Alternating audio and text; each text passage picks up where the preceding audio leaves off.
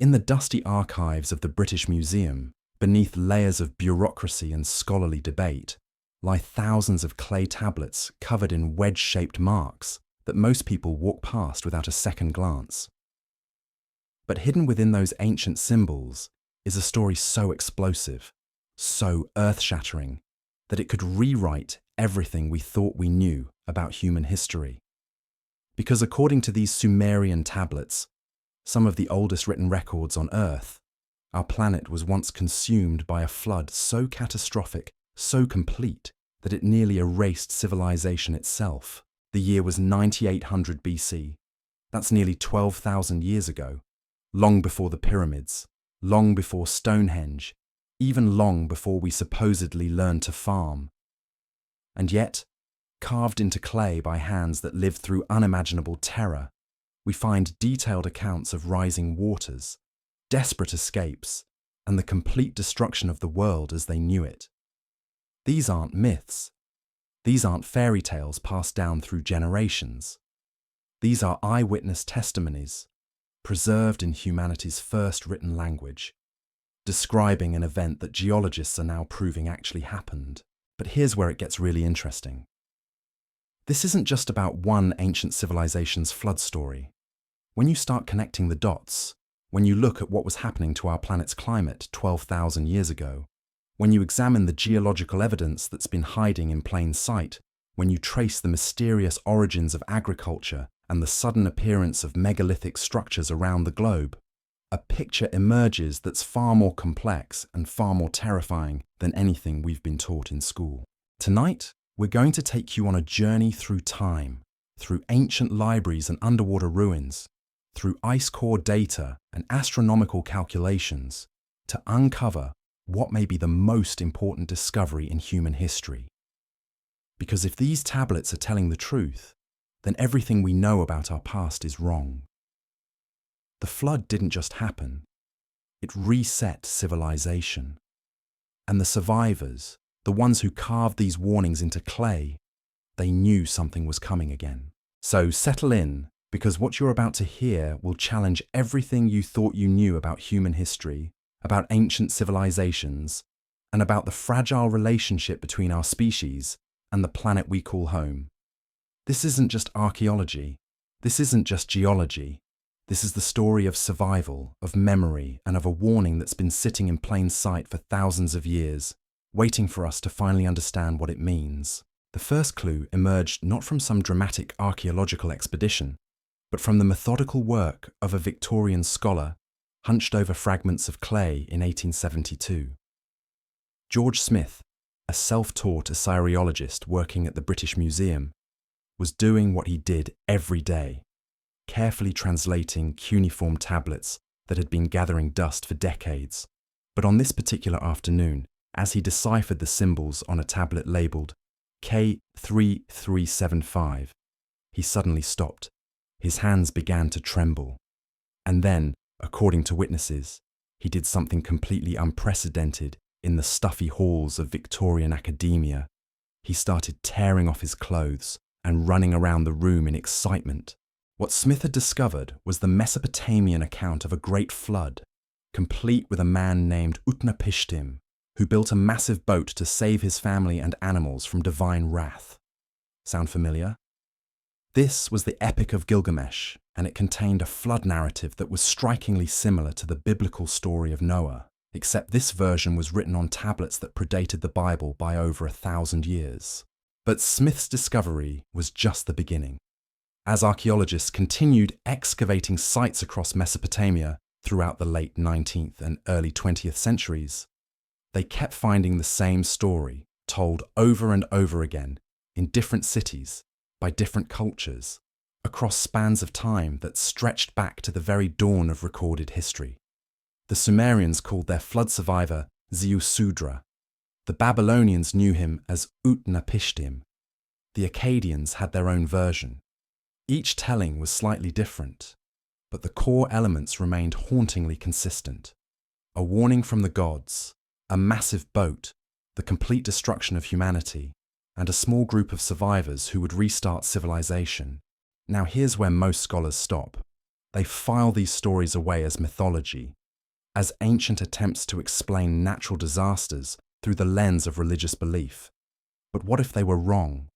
What if these weren't myths at all, but historical records, preserved memories of an actual catastrophic event that shaped the very foundation of human civilization?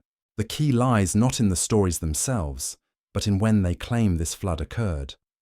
Ancient Sumerian king lists meticulously maintained records that tracked the reigns of rulers going back to the beginning of time, contain a curious phrase that appears again and again: after the flood.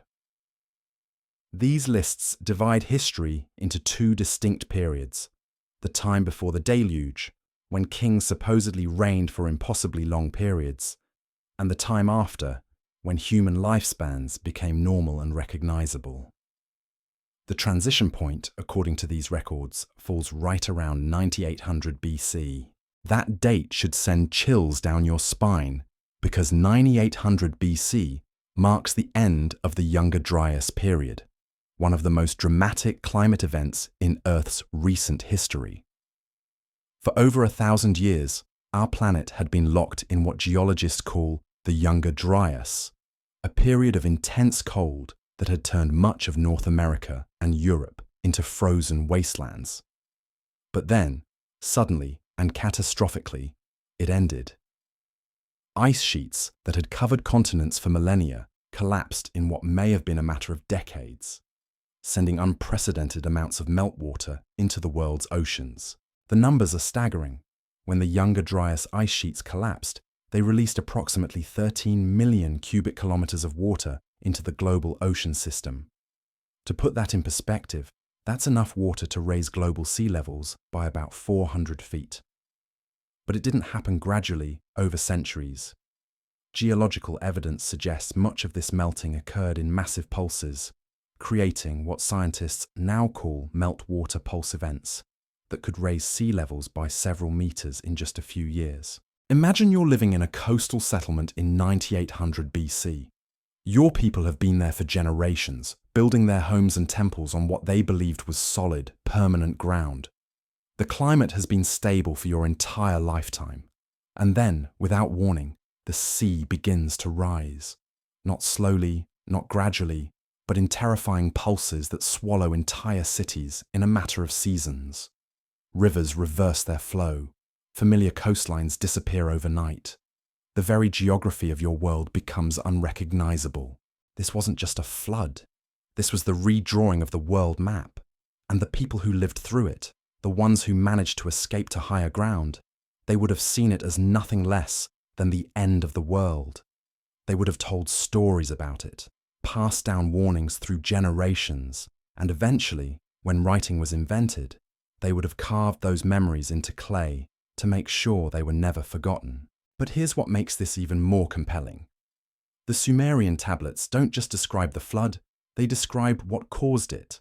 According to these ancient records, the deluge was triggered by the actions of the Anunnaki, beings who came from the sky and whose conflicts literally shook the earth. Now, before you dismiss this as primitive mythology, consider this. What if these sky beings weren't gods at all, but rather the ancient way of describing astronomical events that our ancestors witnessed but couldn't fully understand? Recent research has uncovered compelling evidence that around 10,800 BC, just a few centuries before the flood described in the tablets, Earth was struck by fragments of a massive comet. This impact, known as the Younger Dryas impact hypothesis, would have triggered exactly the kind of rapid climate change and ice sheet collapse that geological evidence shows actually happened. The war in heaven, described in Sumerian texts, might not be mythology at all, but rather an ancient eyewitness account of cosmic debris lighting up the sky as it plummeted toward Earth. The impact sites have been found. Across North America and Europe, archaeologists have discovered a layer of sediment dating to exactly this period that contains microscopic diamonds, spherules, and other materials that only form under the extreme pressures of cosmic impact. At sites like Abu Huraira in Syria, researchers have found glass formations that could only have been created by temperatures exceeding 2,000 degrees Celsius. temperatures that don't occur naturally on Earth's surface, but would be generated by airburst explosions from incoming cometary fragments. And here's the truly remarkable part. The Sumerian tablets describe not just the flood, but its aftermath with startling accuracy. They tell of a world transformed, where the old ways of life were no longer possible, where survivors had to learn new skills and adapt to a completely changed environment. Archaeological evidence shows that this is exactly what happened. The period immediately following 9800 BC marks the beginning of the Neolithic Revolution, the sudden and mysterious emergence of agriculture, permanent settlements, and complex societies across multiple continents simultaneously. Think about that for a moment. For hundreds of thousands of years, humans had lived as hunter-gatherers, following the same basic lifestyle patterns with only gradual changes. And then, right after this catastrophic flood event, multiple civilizations around the world suddenly developed farming, animal domestication, pottery, and monumental architecture. The traditional explanation is that this was a natural progression, a gradual development that just happened to occur at the same time in different places. But what if it wasn't gradual? What if it was the desperate response of survivors who had lost everything and needed to rebuild civilization from scratch? The Sumerian tablets describe exactly this scenario. They tell of the flood survivors being taught new skills by the Anunnaki, agriculture, metallurgy, astronomy, mathematics. Traditional archaeology has always struggled to explain how these complex technologies could have emerged so suddenly and simultaneously across such vast distances. But if you consider that these innovations might have been rediscovered knowledge, preserved by survivors of a previous advanced civilization that was destroyed in the flood, the puzzle pieces start to fit together in a completely different way. And that brings us to perhaps the most intriguing aspect of this entire mystery. The Sumerian tablets don't just describe the flood as a random natural disaster. They present it as a cyclical event, something that has happened before and will happen again. They speak of multiple destruction and rebirth cycles, of civilizations that rise and fall according to cosmic patterns that operate on timescales far longer than human memory. This isn't just ancient superstition. Modern astronomy has confirmed that our solar system does indeed move through cyclical patterns that could trigger periodic catastrophes. Every 26,000 years, Earth's axis completes a full precession cycle, changing our planet's relationship to cosmic debris fields and potentially altering climate patterns in ways we're only beginning to understand. The Sumerian tablets seem to suggest that ancient peoples not only knew about these cycles, but had developed sophisticated methods for tracking and predicting them. What makes this truly unsettling is that according to these calculations, we may be approaching another critical period. The tablets describe markers and warning signs that correspond remarkably well to astronomical and geological events that scientists have observed in recent decades. Climate instability, magnetic field fluctuations, increased volcanic activity, unusual cosmic phenomena. All of these are mentioned in the ancient records as precursors to the Great Flood. But we're getting ahead of ourselves. Before we can understand what these tablets might be telling us about our future, we need to dig deeper into what they reveal about our past. Because hidden within these ancient clay records isn't just the story of a flood, it's the story of who we really are, where we really came from, and what we may have forgotten about our own history. The more we examine these tablets, the more questions they raise. If the Sumerians were simply primitive farmers with no advanced knowledge, how did they accurately describe astronomical cycles that we've only recently discovered? How did they know about the precise timing of global climate events that occurred thousands of years before their civilization supposedly began? And most importantly, why did they go to such extraordinary lengths to preserve these specific stories, carving them into clay again and again, as if they were the most important information humanity could possibly remember? The answers lie scattered across archaeological sites that mainstream academia has been quietly ignoring for decades. Because when you start mapping the locations mentioned in these flood tablets, when you trace the geographic coordinates embedded in their astronomical calculations, you discover something that shouldn't exist. Ruins. Massive, sophisticated ruins lying beneath hundreds of feet of ocean water, in places where no civilization was supposed to have flourished before the flood. Off the coast of Japan, marine archaeologists have been studying the Yonaguni Monument since 1986, a vast underwater structure featuring perfectly carved steps, corridors, and geometric patterns that extend for over 500 feet. The monument sits at a depth that means it was last above sea level around 10,000 BC. Japanese researchers have found tool marks, drainage channels, and architectural features that suggest advanced engineering capabilities. Yet according to conventional history, the people living in this region at that time were supposed to be simple hunter-gatherers with stone tools. But Yonaguni isn't alone. Similar structures have been discovered off the coasts of India, Cuba, the Mediterranean, and even the Black Sea. Each one dated to approximately the same period, each one displaying architectural sophistication that doesn't fit our timeline of human development. And here's what's truly remarkable. Many of these underwater sites align precisely with locations described in the Sumerian flood tablets. The tablets don't just tell us about the flood. They provide a detailed map of the antediluvian world. They describe great cities with names like Eridu, Sippar, and Shuruppak, but they place these cities in geographic locations that are now underwater. For generations, scholars assumed these were mythical places, literary devices used to give weight to religious stories.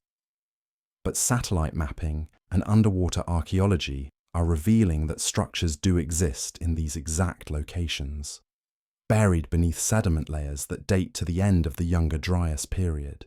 Take the city of Eridu, described in Sumerian texts as the first city ever built, the place where kingship descended from heaven. The tablets provide specific geographic markers, stellar alignments, river positions, distances from other landmarks. When modern researchers plug these coordinates into computer models showing what the Persian Gulf looked like 12,000 years ago, they discovered something astonishing. The location described in the tablets corresponds exactly to an area that's now 120 feet underwater, but which would have been a fertile river delta before the post-glacial flooding. And this pattern repeats across the globe. The Epic of Gilgamesh describes the island of Dilmun, a paradise where the flood survivor Utnapishtim was granted immortality. The geographic clues in the text point to a location in what's now the Arabian Sea, in an area that satellite bathymetry reveals was indeed above water during the last ice age. Indian texts describe Dwarka, the golden city of Krishna that was swallowed by the sea. Marine archaeologists have found extensive ruins at the exact coordinates described in these ancient accounts. But here's where it gets really interesting. These underwater ruins aren't just random stone formations. They show evidence of planning, of mathematical precision, of engineering knowledge that supposedly didn't exist until thousands of years later. The structures at Yonaguni include right angles carved to within millimeters of precision, water channels designed with perfect hydraulic gradients, and architectural elements that mirror advanced building techniques found in much later civilizations. Even more intriguing are the symbols.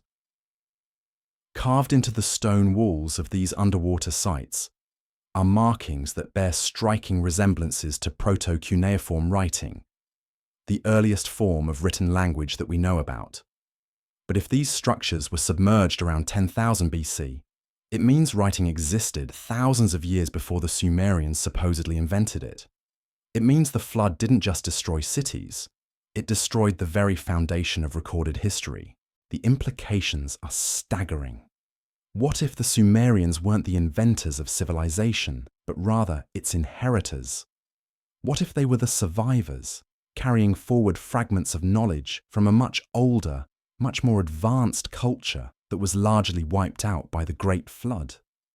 This would explain one of archaeology's greatest mysteries: how complex technologies like metallurgy, astronomy, mathematics, and urban planning could have appeared so suddenly and simultaneously across different continents with no apparent developmental period. The Sumerian tablets themselves hint at this possibility. They describe the Anunnaki not as creators, but as teachers, beings who shared knowledge with humanity after the flood. They speak of the Mes, divine gifts of civilization that were distributed to different cities after the waters receded. These weren't just religious concepts, but detailed technical knowledge, the Emes of metalworking, the Mes of astronomy, the Mes of kingship, the Mes of writing. It's as if the tablets are describing a systematic effort to rebuild civilization from blueprints that had survived the catastrophe, and the timing fits perfectly.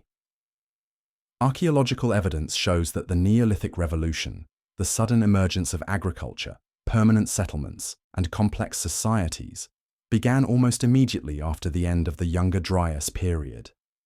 Sites like Göbekli Tepe in Turkey, which features massive stone pillars arranged in precise astronomical alignments, were constructed around 9500 BC. That's just 300 years after the flood described in the tablets, yet the construction techniques and astronomical knowledge required to build Göbekli Tepe suggest a level of sophistication that shouldn't have existed so soon after a global catastrophe. Unless, of course, it wasn't starting from scratch. Unless the builders of Göbekli Tepe were working from older plans, older knowledge, older techniques that had been preserved through the disaster. The site itself seems designed as a kind of knowledge vault. Its pillars are covered with detailed carvings of animals, astronomical symbols, and geometric patterns that appear to encode information about calendar systems, celestial cycles, and mathematical relationships. Similar sites began appearing around the same time across the globe. Poverty Point in Louisiana, with its massive earthwork configurations aligned to astronomical events. The megalithic temples of Malta, featuring architectural innovations that wouldn't be seen again for thousands of years. The precise stone circles of Nabta Playa in Egypt, arranged to track stellar movements with accuracy that rivals modern instruments. All of these sites emerged within a few centuries of each other, all displaying advanced knowledge that seems to come from nowhere. But the most compelling evidence comes from the tablets themselves. Hidden within the flood narratives are technical specifications that only make sense if you understand advanced engineering principles. The description of Utnapishtim's ark isn't just a simple boat story. It includes precise measurements, construction techniques, and material specifications that would actually work for building a vessel capable of surviving massive floods. The tablets describe the ark as having 7 decks, specific waterproofing methods using bitumen and reed, and dimensional ratios that modern naval architects recognize as optimal for stability in rough seas. More intriguingly, the described construction technique, a framework of wooden ribs covered with woven reed mats and sealed with bitumen, is identical to methods used by traditional boat builders in the region for thousands of years after the flood. It's as if the technical knowledge preserved in the tablets continued to influence practical engineering long after the original catastrophe. But the tablets contain more than just boat building instructions. Embedded within the flood narratives are references to astronomical calculations, mathematical relationships, and engineering principles that demonstrate a sophisticated understanding of physics, astronomy, and mathematics. The epic describes the flood as lasting for specific time periods that correspond to known astronomical cycles. It mentions stellar alignments that can be calculated and verified. It includes mathematical ratios that appear in advanced architectural projects. This isn't the kind of knowledge you'd expect from a primitive agricultural society that had just invented writing. This is the kind of technical sophistication that takes centuries, even millennia, to develop. Unless it had already been developed and was being reconstructed from memory by survivors who understood its importance. The more we decode these tablets, the more they read like technical manuals disguised as religious stories. The flood narrative becomes a survival guide, The descriptions of the Anunnaki become accounts of knowledge transfer. The stories of divine gifts become records of technological reconstruction. It's as if the entire Sumerian literary tradition was designed to preserve critical information for future generations, encoded in religious language to ensure it would be copied and preserved even when the technical understanding was lost. And that brings us to perhaps the most unsettling realization of all. If these tablets are historical records rather than myths, if they're describing real events rather than religious allegories, then they're not just telling us about the past, they're warning us about patterns that could repeat. Because according to these ancient records, the Great Flood of 9800 BC wasn't unique. It was part of a cycle that has played out multiple times in Earth's history, and may be approaching again. The tablets describe previous destruction events, earlier floods and catastrophes that wiped out civilizations before the one they witnessed. They speak of these events as predictable, following patterns that can be calculated and anticipated. And embedded within their astronomical observations are calculations that suggest we may be entering another critical period, another time when cosmic forces align to threaten the stability of our world. But to understand what these warnings might mean for us today, we need to look deeper into the science behind these ancient claims. Because modern research is discovering that our planet's climate system is far more fragile and volatile than we ever imagined, and the patterns described in these 12,000-year-old tablets are beginning to look less like ancient superstition and more like sophisticated early warning systems that we ignore at our peril. The evidence doesn't stop with flooded cities and ancient engineering manuals. Because when you start examining the genetic and cultural patterns that emerged immediately after 9800 BC, you discover something that completely upends everything we've been taught about human migration and the development of civilization. Traditional anthropology tells us that agriculture developed independently in multiple locations around the world through a process of gradual experimentation and innovation. Mesopotamia, the Indus Valley, China, Mesoamerica, the Andes, New Guinea, all supposedly developed farming techniques separately over thousands of years with no contact between these distant regions. But when you map the timing of these agricultural revolutions against the flood timeline preserved in the Sumerian tablets, a very different pattern emerges. Every single one of these agricultural centers began developing complex farming techniques within a few centuries of 9800 BC, not gradually over millennia, but suddenly, almost simultaneously, as if someone had flipped a switch across the entire planet. The probability of this happening by chance, according to statistical analysis, is virtually zero. Something triggered a global transformation in human behavior right after the period described in the tablets as the Great Flood. But it gets stranger. When geneticists began tracing human migration patterns using mitochondrial DNA, they discovered something they call the Neolithic bottleneck, a sharp reduction in human genetic diversity that occurred around 10,000 years ago. This suggests that the global human population dropped dramatically during this period, consistent with a catastrophic event that nearly wiped out our species. The survivors, according to genetic evidence, then spread rapidly across the globe, carrying with them not just genes, but knowledge. The linguistic evidence is equally compelling. Comparative linguistics has identified what researchers call proto-words, root sounds that appear in languages across completely isolated continents, suggesting they derive from a common source. Words for basic agricultural concepts, metallurgy, astronomy, and social organization show these mysterious connections. The word for boat, or ship, appears in similar forms in languages that supposedly had no contact for tens of thousands of years. The word for flood shows up with nearly identical phonetic patterns in cultures separated by vast oceans. Most intriguingly, many cultures around the world have preserved counting systems and mathematical concepts that trace back to the same basic structures described in Sumerian mathematics. The base 60 system that gave us our 360-degree circles and 60-minute hours appears not just in Mesopotamia, but in modified forms among cultures that had no known contact with the ancient Middle East. It's as if a sophisticated mathematical framework was distributed globally by people who understood its importance for tracking astronomical cycles and maintaining accurate calendars. The Sumerian tablets describe exactly this kind of knowledge distribution. They tell of the flood survivors being scattered across the earth, each group carrying specific aspects of the old wisdom to different regions. The tablets name 7 sages, the Apkolu, who were sent to different parts of the world to re-establish civilization after the waters receded. Each sage carried particular knowledge, one for agriculture, one for metallurgy, one for astronomy, one for architecture, and so on. When you map the locations described in these tablet accounts against the archaeological evidence of where complex technologies first reappeared after the flood, the correlations are remarkable.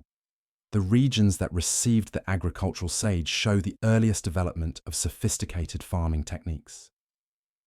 The areas visited by the metallurgy sage display the first advanced metalworking. The territories assigned to the astronomy sage produce the earliest accurate calendar systems and astronomical observatories. This isn't just coincidence. The tablets are describing a deliberate reconstruction effort, a systematic attempt to rebuild civilization by distributing specialized knowledge to different survivor populations around the globe. And the archaeological record shows exactly this pattern. Not gradual independent development, but sudden appearance of advanced techniques in multiple locations simultaneously, as if they were being taught by people who already understood these technologies. But here's what makes this truly fascinating. The tablets don't just describe the distribution of practical knowledge. They also preserve detailed information about the astronomical conditions that triggered the original catastrophe. And this is where modern science begins to confirm some of the most extraordinary claims in these ancient records. The Sumerian astronomical texts describe a complex interaction between Earth's position in various cosmic cycles and the stability of our planet's climate system. They speak of a great year of approximately 26,000 Earth years, during which our planet's axis completes a full precession cycle. They describe shorter cycles nested within this greater pattern, including periods of roughly 2,160 years that correspond to what we now call astrological ages. But most importantly, they identify specific points within these cycles when Earth becomes vulnerable to catastrophic disruption. Modern astronomy has confirmed that these cycles are real, and that they do indeed affect our planet's climate stability. Earth's precession cycle changes our orientation to the galactic plane, potentially exposing us to different levels of cosmic radiation and debris. The 2,160-year sub-cycles correspond to measurable changes in our magnetic field strength and solar radiation patterns. And the specific vulnerability points described in the tablets align with periods when multiple astronomical factors combine to create perfect storms of instability. What's truly unsettling is that according to these calculations, we're approaching another one of these critical periods. The tablets describe specific astronomical markers that indicate when a new catastrophic cycle is beginning. Changes in magnetic field behavior, unusual solar activity, increased volcanic and seismic activity, rapid climate fluctuations, all building toward a crescendo of instability that culminates in massive geological upheaval. Sound familiar? Because every single one of these warning signs is being documented by modern scientists right now. Earth's magnetic field has been weakening rapidly over the past century, with the magnetic North Pole accelerating its movement in ways that have never been recorded before. Solar activity has been displaying unprecedented patterns, including extended periods of unusual quiet, followed by massive flare events. Volcanic activity has increased dramatically over the past decades, with major eruptions occurring at rates not seen in recorded history. The climate system is displaying the kind of rapid fluctuations that the tablets describe as precursors to catastrophic change. Arctic ice is melting at accelerating rates, ocean currents are shifting in ways that could trigger abrupt climate transitions, and atmospheric patterns are becoming increasingly unstable. According to the ancient timeline preserved in the tablets, these aren't random events.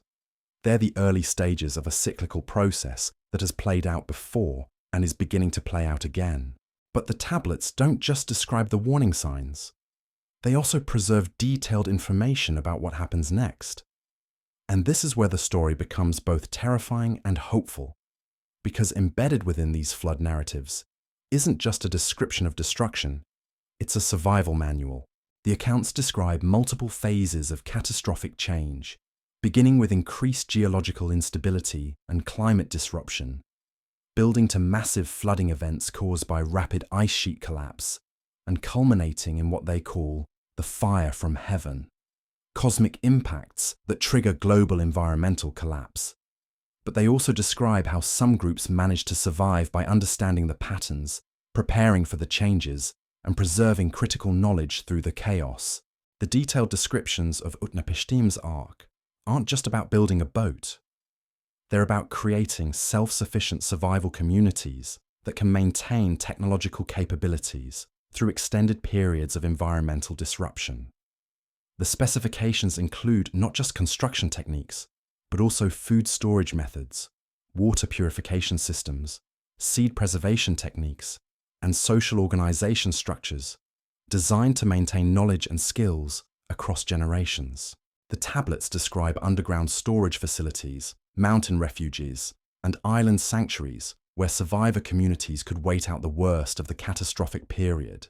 They provide detailed information about which technologies are most critical to preserve, which skills are essential for rebuilding, and how to maintain accurate astronomical observations to track the progression of the cycle and know when it's safe to emerge and begin reconstruction. Most importantly, they describe the critical importance of maintaining written records throughout the catastrophic period. The tablets themselves represent this principle in action. They were created specifically to preserve essential information through the next cycle of destruction. They're not just historical accounts, but emergency instructions for future survivors. And this brings us to perhaps the most profound realization embedded in these ancient records. The Sumerian tablets suggest that human civilization is much older and much more cyclical than we've ever imagined. What we call the beginning of history, the emergence of writing, agriculture, and complex societies around 3500 BC, may actually represent not the beginning, but the latest restart. The survivors of the 9800 BC flood spent thousands of years rebuilding basic infrastructure and population levels before they were finally able to re-establish the kind of complex urban civilization that existed before the catastrophe. The tablets describe this rebuilding process in detail. They explain how the immediate post-flood period required focus on basic survival, establishing agriculture, creating secure settlements, maintaining essential technologies. The next phase involved gradual population growth and the development of trade networks between survivor communities. Only after several millennia were the conditions right for the emergence of the complex urban civilizations that we recognize as the beginning of recorded history. But even then, the tablets suggest, the full knowledge of the pre-flood civilization was never completely recovered. Much was lost forever in the catastrophe. What we see in ancient Sumerian, Egyptian, and other early civilizations may represent only a fraction of the technological and scientific understanding that existed before 9800 BC. The mysterious precision of pyramid construction, the astronomical accuracy of ancient calendar systems, the mathematical sophistication of early architectural projects. These may all be degraded remnants of much more advanced pre-flood knowledge. This would explain one of archaeology's greatest puzzles: why so many ancient civilizations seem to begin with their most impressive achievements and then gradually decline in sophistication. Egyptian pyramid construction peaked with the earliest examples and never again reached the same level of precision. Mesopotamian astronomy was most accurate in its earliest periods. Ancient metallurgy produced alloys in the earliest periods that later civilizations couldn't replicate. It's as if these cultures were working from inherited knowledge that they didn't fully understand and gradually lost over time. The tablets describe exactly this pattern.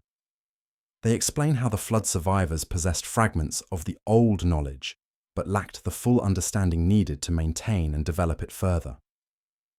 Each generation retained less than the previous one, until eventually only symbolic and ritualistic remnants survived.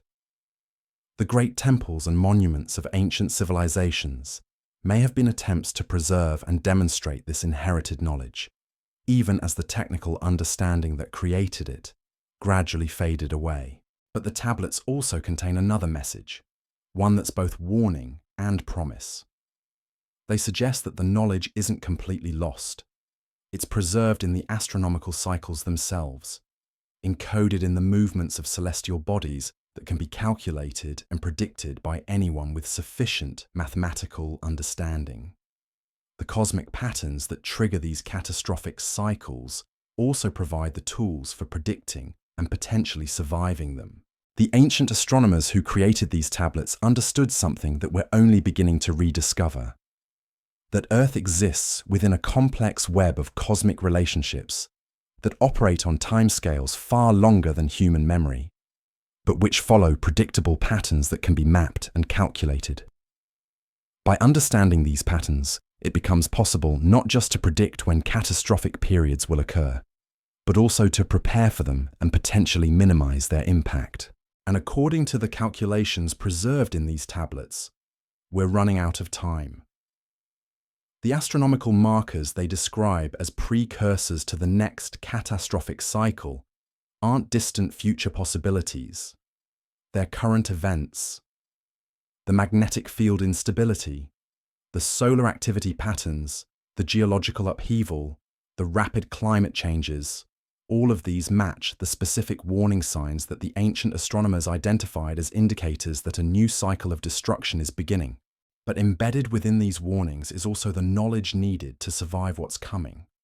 The question is whether we're wise enough to listen to voices from 12,000 years ago, voices that witnessed the last time our world was transformed by forces beyond human control, and who went to extraordinary lengths to make sure their descendants would be prepared when those forces returned. Because if these tablets are telling the truth, the flood of 9800 BC wasn't just history, it was rehearsal. And the final act is approaching faster than anyone wants to admit. The evidence doesn't end with astronomical cycles and ancient warnings. Because when you start examining what happened to human consciousness itself during this catastrophic period, you discover something that challenges our most fundamental assumptions about the nature of human intelligence and memory. Think about this for a moment. We're told that humans existed as hunter-gatherers for hundreds of thousands of years, showing virtually no technological or cultural advancement. Then suddenly, right after 9800 BC, our species explodes into unprecedented creativity. Not just agriculture and permanent settlements, but art, music, complex religious systems, mathematical concepts, astronomical observations that wouldn't be matched again for millennia. It's as if someone flipped a switch in the human brain. Traditional anthropology explains this as the natural result of settling down and having more time for innovation. But the timeline doesn't support gradual development. Archaeological sites from immediately after the flood period show sophisticated understanding of acoustics, geometry, and engineering that appears fully formed, with no developmental phase.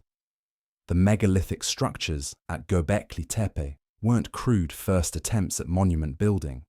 They display architectural mastery that suggests the builders already knew exactly what they were doing.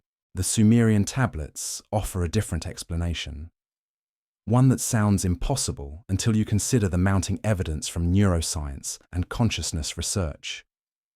The tablets describe the pre-flood humans as possessing expanded mental capabilities, enhanced memory, direct intuitive knowledge, and what they call the sight that reaches beyond the horizon. After the catastrophe, these abilities were largely lost, leaving the survivors with diminished consciousness that had to rely on external tools and written records to preserve knowledge. This might sound like mystical nonsense, but recent research into human brain capacity suggests something remarkable. We use only a fraction of our neural potential, and there's growing evidence that extreme stress and trauma can actually trigger dormant capabilities. Studies of savant syndrome show that brain injuries can suddenly unlock extraordinary mathematical, artistic, or memory abilities that were somehow always present but previously inaccessible. What if the catastrophic stress of surviving a global flood triggered similar expansions of consciousness in the survivors? The tablets describe this phenomenon in detail. They explain how the trauma of witnessing the destruction of their world awakened enhanced mental abilities in some survivors. Perfect recall, accelerated learning, intuitive understanding of complex systems. These individuals became the teachers and leaders of the post-flood reconstruction, using their expanded capabilities to rapidly re-establish technologies and knowledge systems that would have taken normal humans centuries to develop. But here's the crucial point. These abilities weren't permanent. The tablets describe how the enhanced consciousness gradually faded over generations, leaving behind only fragments preserved in ritual and symbol. The descendants of the survivors retained enough knowledge to build impressive monuments and maintain accurate astronomical observations. But they no longer possessed the direct intuitive understanding that had made such achievements possible for their ancestors. This explains another archaeological mystery: why ancient civilizations seem to understand cosmic principles that we've only recently rediscovered through advanced scientific instruments. The builders of Stonehenge somehow knew about the complex wobble in Earth's axis that takes 26,000 years to complete. The creators of the Antikythera mechanism built mechanical computers that could predict eclipses centuries in advance. The architects of the Great Pyramid embedded mathematical constants in their design that we didn't formally discover until the modern era. According to the tablets, this wasn't the result of primitive people making lucky guesses. It was degraded memory of direct knowledge that the flood survivors had once possessed. The monuments themselves were attempts to preserve this understanding in physical form, creating permanent records that could survive even when the consciousness that created them was lost. But the tablets contain an even more startling claim: that this expansion and contraction of human consciousness follows the same cyclical patterns as the catastrophic events themselves. During stable periods, human awareness gradually narrows, becoming more focused on immediate survival and material concerns. But during times of extreme crisis, when the survival of the species is threatened, dormant capabilities can be reactivated. The implications are staggering. What if the approaching astronomical crisis that the tablets warn about isn't just a threat to our physical survival, but also an opportunity for the reawakening of expanded human consciousness? What if the catastrophic cycles serve not just as periodic resets of civilization, but as evolutionary triggers that periodically unlock higher human potential? Modern research into consciousness and brain plasticity is beginning to support ideas that would have seemed impossible just decades ago. Studies of meditation practitioners show that focused mental training can literally rewire neural networks, creating new pathways and capabilities. Research into psychedelic experiences suggests that altered states of consciousness can provide access to information and understanding that seems to come from beyond normal sensory input. Investigations of near-death experiences reveal consistent reports of expanded awareness and direct knowledge acquisition that bypasses normal learning processes. What if these isolated modern examples are just glimpses of capabilities that were once more widespread, abilities that our ancestors possessed as a matter of course before being forced into a more limited mode of consciousness by the trauma of global catastrophe?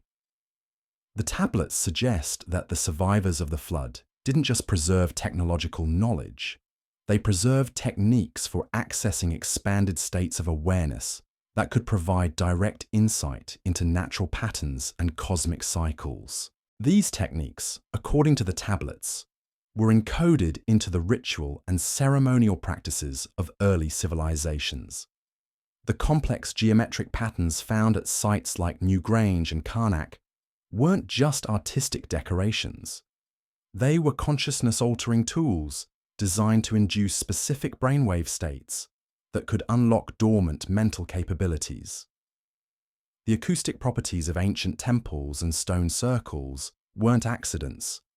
They were precisely calibrated to create sound frequencies that could trigger altered states of consciousness. The tablets describe mystery schools and initiation ceremonies where selected individuals were trained to access these expanded states and use them to maintain astronomical observations, predict natural cycles, and preserve essential knowledge. These weren't religious rituals in our modern sense, but practical training programs designed to maintain human capabilities that were gradually being lost as the species recovered from catastrophic trauma. And here's where it gets really interesting. The tablets suggest that the ability to access these expanded states of consciousness isn't just a historical curiosity. It's a survival skill that becomes crucial during periods of catastrophic change. When normal technological and social systems break down, when written records are destroyed and communication networks fail, the ability to access intuitive knowledge and direct insight becomes essential for making the decisions needed to survive and rebuild. The detailed descriptions of how the flood survivors managed to preserve critical knowledge through the chaos make more sense when you understand that they weren't just relying on written records and oral traditions. They were using expanded consciousness techniques to access information directly, to understand natural patterns intuitively, and to make survival decisions based on awareness that transcended normal sensory input. But the tablets also warn that these abilities can only be maintained through specific practices and training. Without conscious effort to preserve and develop these capabilities, they fade within a few generations, leaving behind only symbolic remnants and vague cultural memories. The gradual decline of ancient civilizations wasn't just due to external pressures. It was also the result of losing the consciousness techniques that had made their achievements possible in the first place. This brings us to a crucial question. Are we making the same mistake today? Have we become so focused on external technology and material progress that we've forgotten the internal capabilities that allowed our ancestors to survive previous catastrophic cycles? The tablets suggest that the approaching crisis will require not just physical preparation, but also the reactivation of dormant human potentials that most of us don't even know we possess. The evidence for this isn't just found in ancient texts. Modern research into human potential is revealing capabilities that mainstream science is only beginning to acknowledge. Studies of indigenous shamans show that altered states of consciousness can provide accurate information about distant events and future possibilities. Research into intuitive decision-making reveals that the unconscious mind can process complex information and arrive at correct conclusions faster than conscious analysis. Investigations of group consciousness phenomena suggest that human awareness can extend beyond individual boundaries under certain conditions. What if these modern discoveries aren't revealing new human capabilities, but rather rediscovering abilities that were once commonplace? What if the consciousness expansion that allowed our ancestors to survive the last catastrophic cycle is still accessible to us, waiting to be reactivated when we need it most? The tablet suggests that this reactivation isn't just possible, it's inevitable during times of extreme crisis, when the survival pressure becomes intense enough to trigger dormant evolutionary responses. But they also warn that waiting until the crisis hits is dangerous, because expanded consciousness requires training and preparation to be used effectively. The flood survivors who successfully preserved knowledge and rebuilt civilization weren't just the ones who had access to enhanced awareness. They were the ones who had learned how to control and direct it before the catastrophe struck. This is where the tablets transition from historical record to practical manual. Embedded within the flood narratives are detailed instructions for consciousness training techniques, methods for accessing expanded awareness, and practices for maintaining these abilities across generations. They're disguised as religious rituals and mythological stories, but when you understand the underlying principles, they reveal sophisticated psychological technologies for unlocking human potential. The meditation practices described in connection with ancient temples weren't just spiritual exercises. They were specific neurological training programs designed to create the brainwave states needed for accessing expanded consciousness. The geometric patterns carved into stone circles weren't just artistic expressions. They were visual tools for inducing specific mental states. The acoustic properties of sacred sites weren't just architectural features. They were technological applications of sound frequency research that we're only now beginning to understand. And the astronomical observations that these ancient cultures maintained with such precision weren't just scientific curiosity. They were practical applications of expanded consciousness techniques, using enhanced awareness to perceive cosmic patterns directly rather than just calculating them mathematically. The tablets suggest that when these consciousness abilities are fully developed, the cyclical nature of catastrophic events becomes as observable as the daily movement of the sun across the sky. But here's what makes this truly urgent. According to the consciousness cycles described in the tablets, we're currently at the bottom of the awareness curve, the point of maximum narrowing of human consciousness that occurs just before catastrophic events trigger its re-expansion. This means that most people today have even less access to their full mental potential than usual, making it harder to perceive the approaching crisis and prepare for it effectively. The tablets describe this as the time of forgetting, when humans become so focused on material concerns and external technology that they lose touch with their inner capabilities and cosmic awareness. During these periods, the warning signs of approaching catastrophe are visible to anyone with expanded consciousness, but remain invisible to those operating from normal awareness levels. The result is that civilizations become vulnerable to destruction precisely because they can no longer perceive the forces that threaten them. Sound familiar? We live in an age of unprecedented external technology, but diminished internal awareness. Most people have never experienced expanded states of consciousness and would dismiss them as hallucinations or wishful thinking. We've become so dependent on external instruments and calculations that we've lost the ability to perceive natural patterns directly.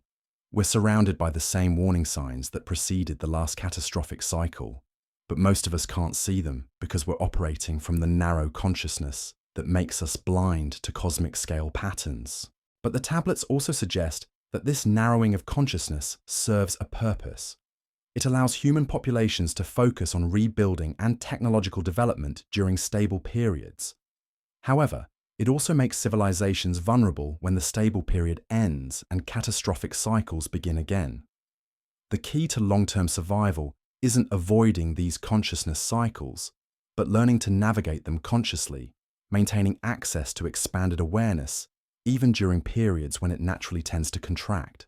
This is why the tablets place so much emphasis on preserving consciousness techniques alongside technological knowledge.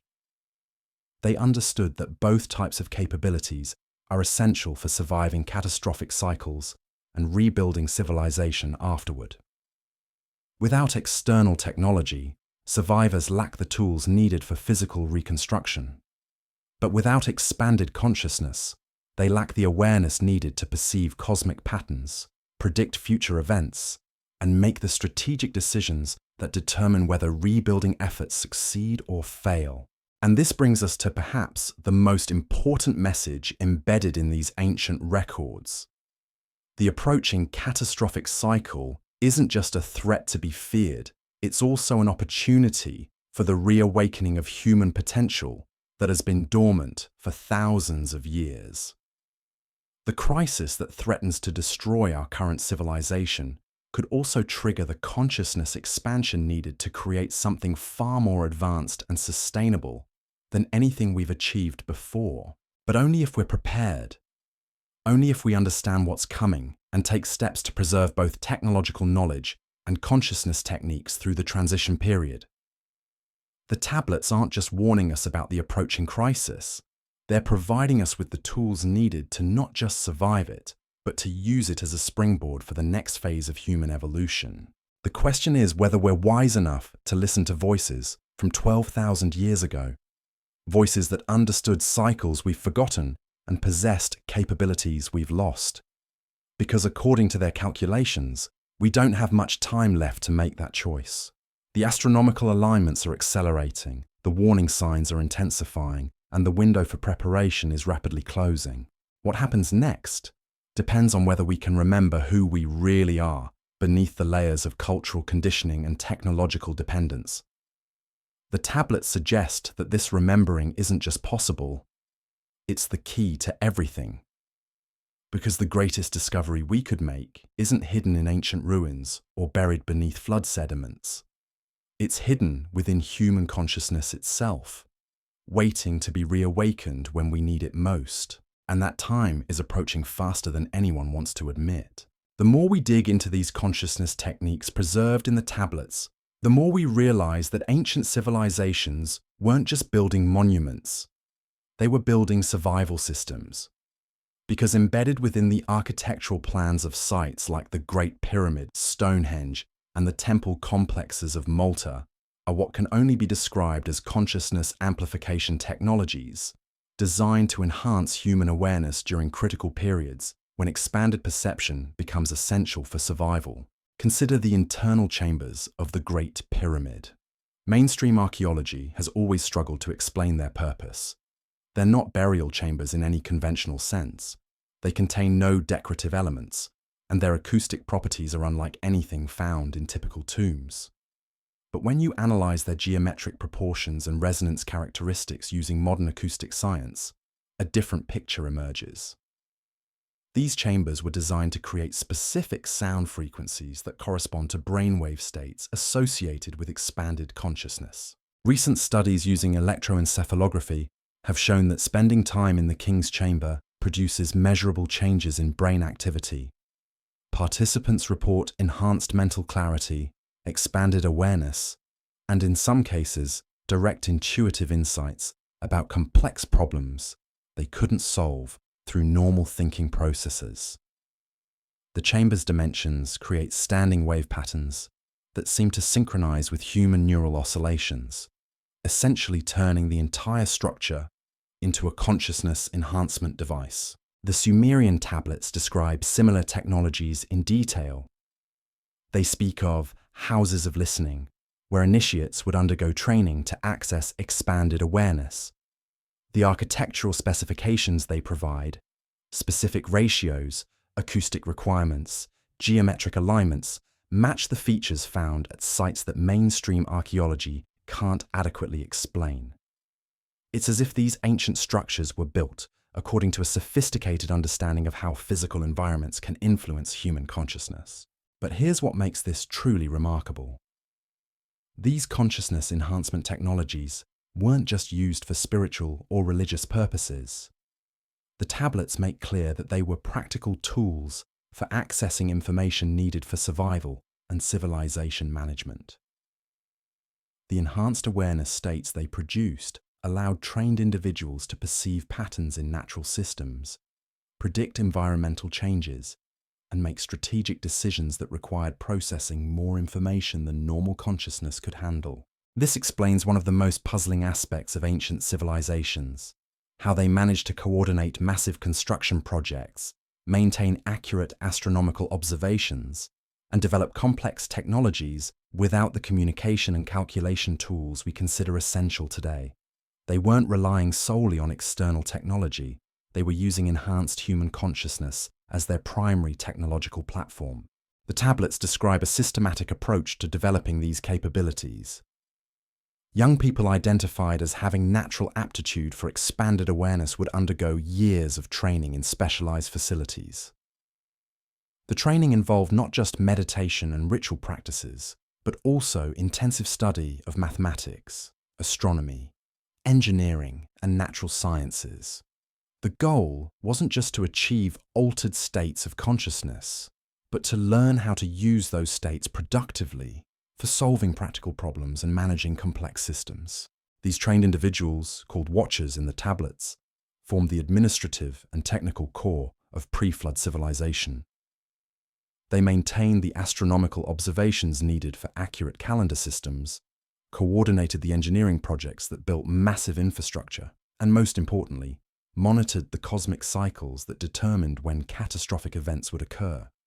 They were essentially a class of consciousness-enhanced scientist administrators who could perceive and process information at levels that normal human awareness couldn't access.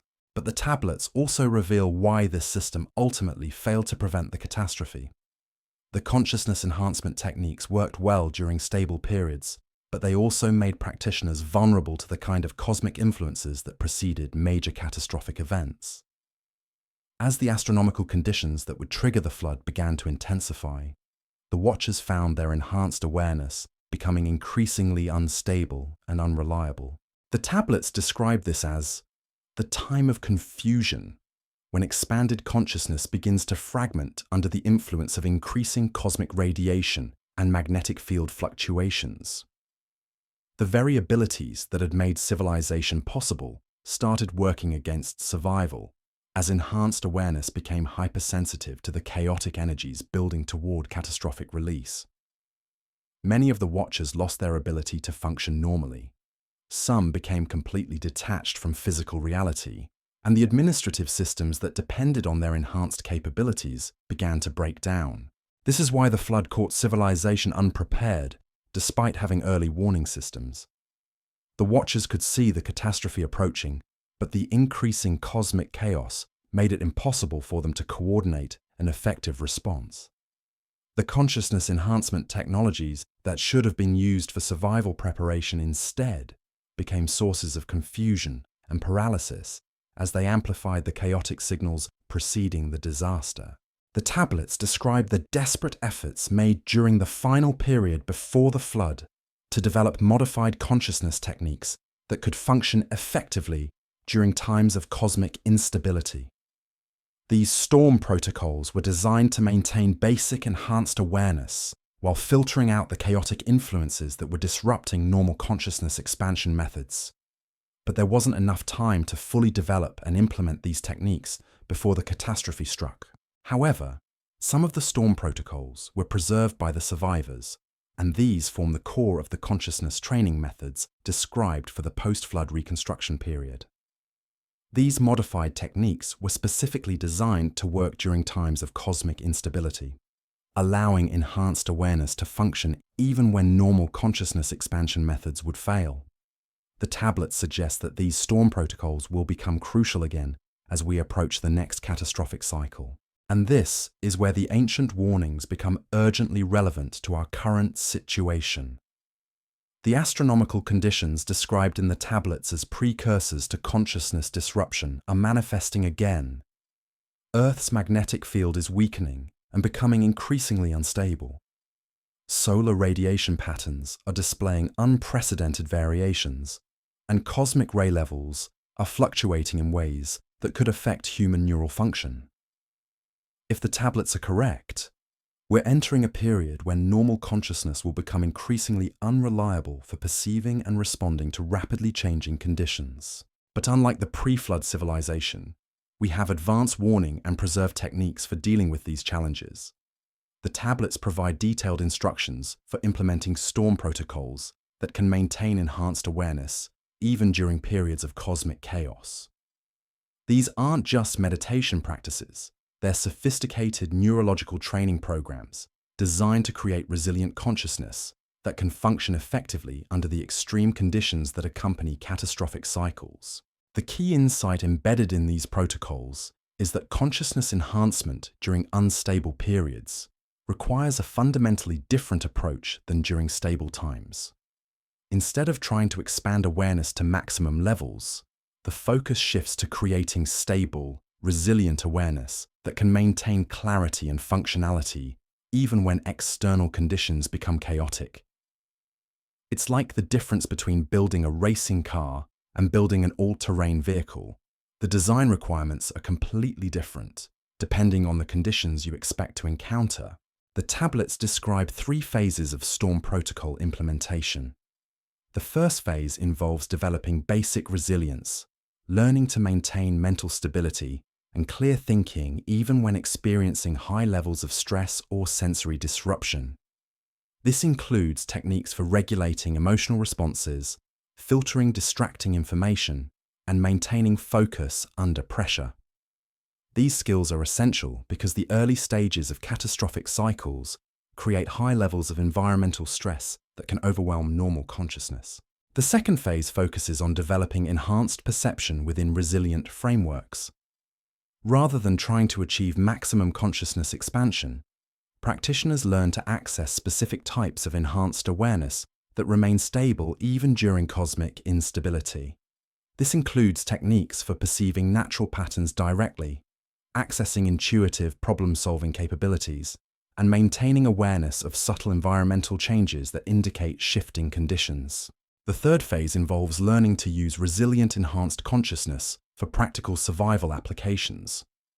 This includes techniques for making strategic decisions under uncertainty, coordinating group activities without normal communication systems, and accessing information needed for adapting to rapidly changing environmental conditions.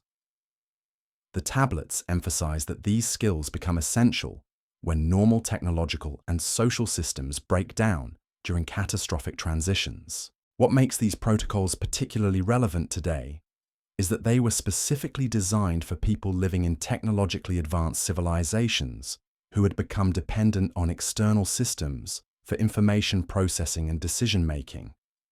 The pre-flood civilization faced the same challenge we face today: how to maintain essential capabilities when the technological infrastructure that supports them becomes unreliable or unavailable.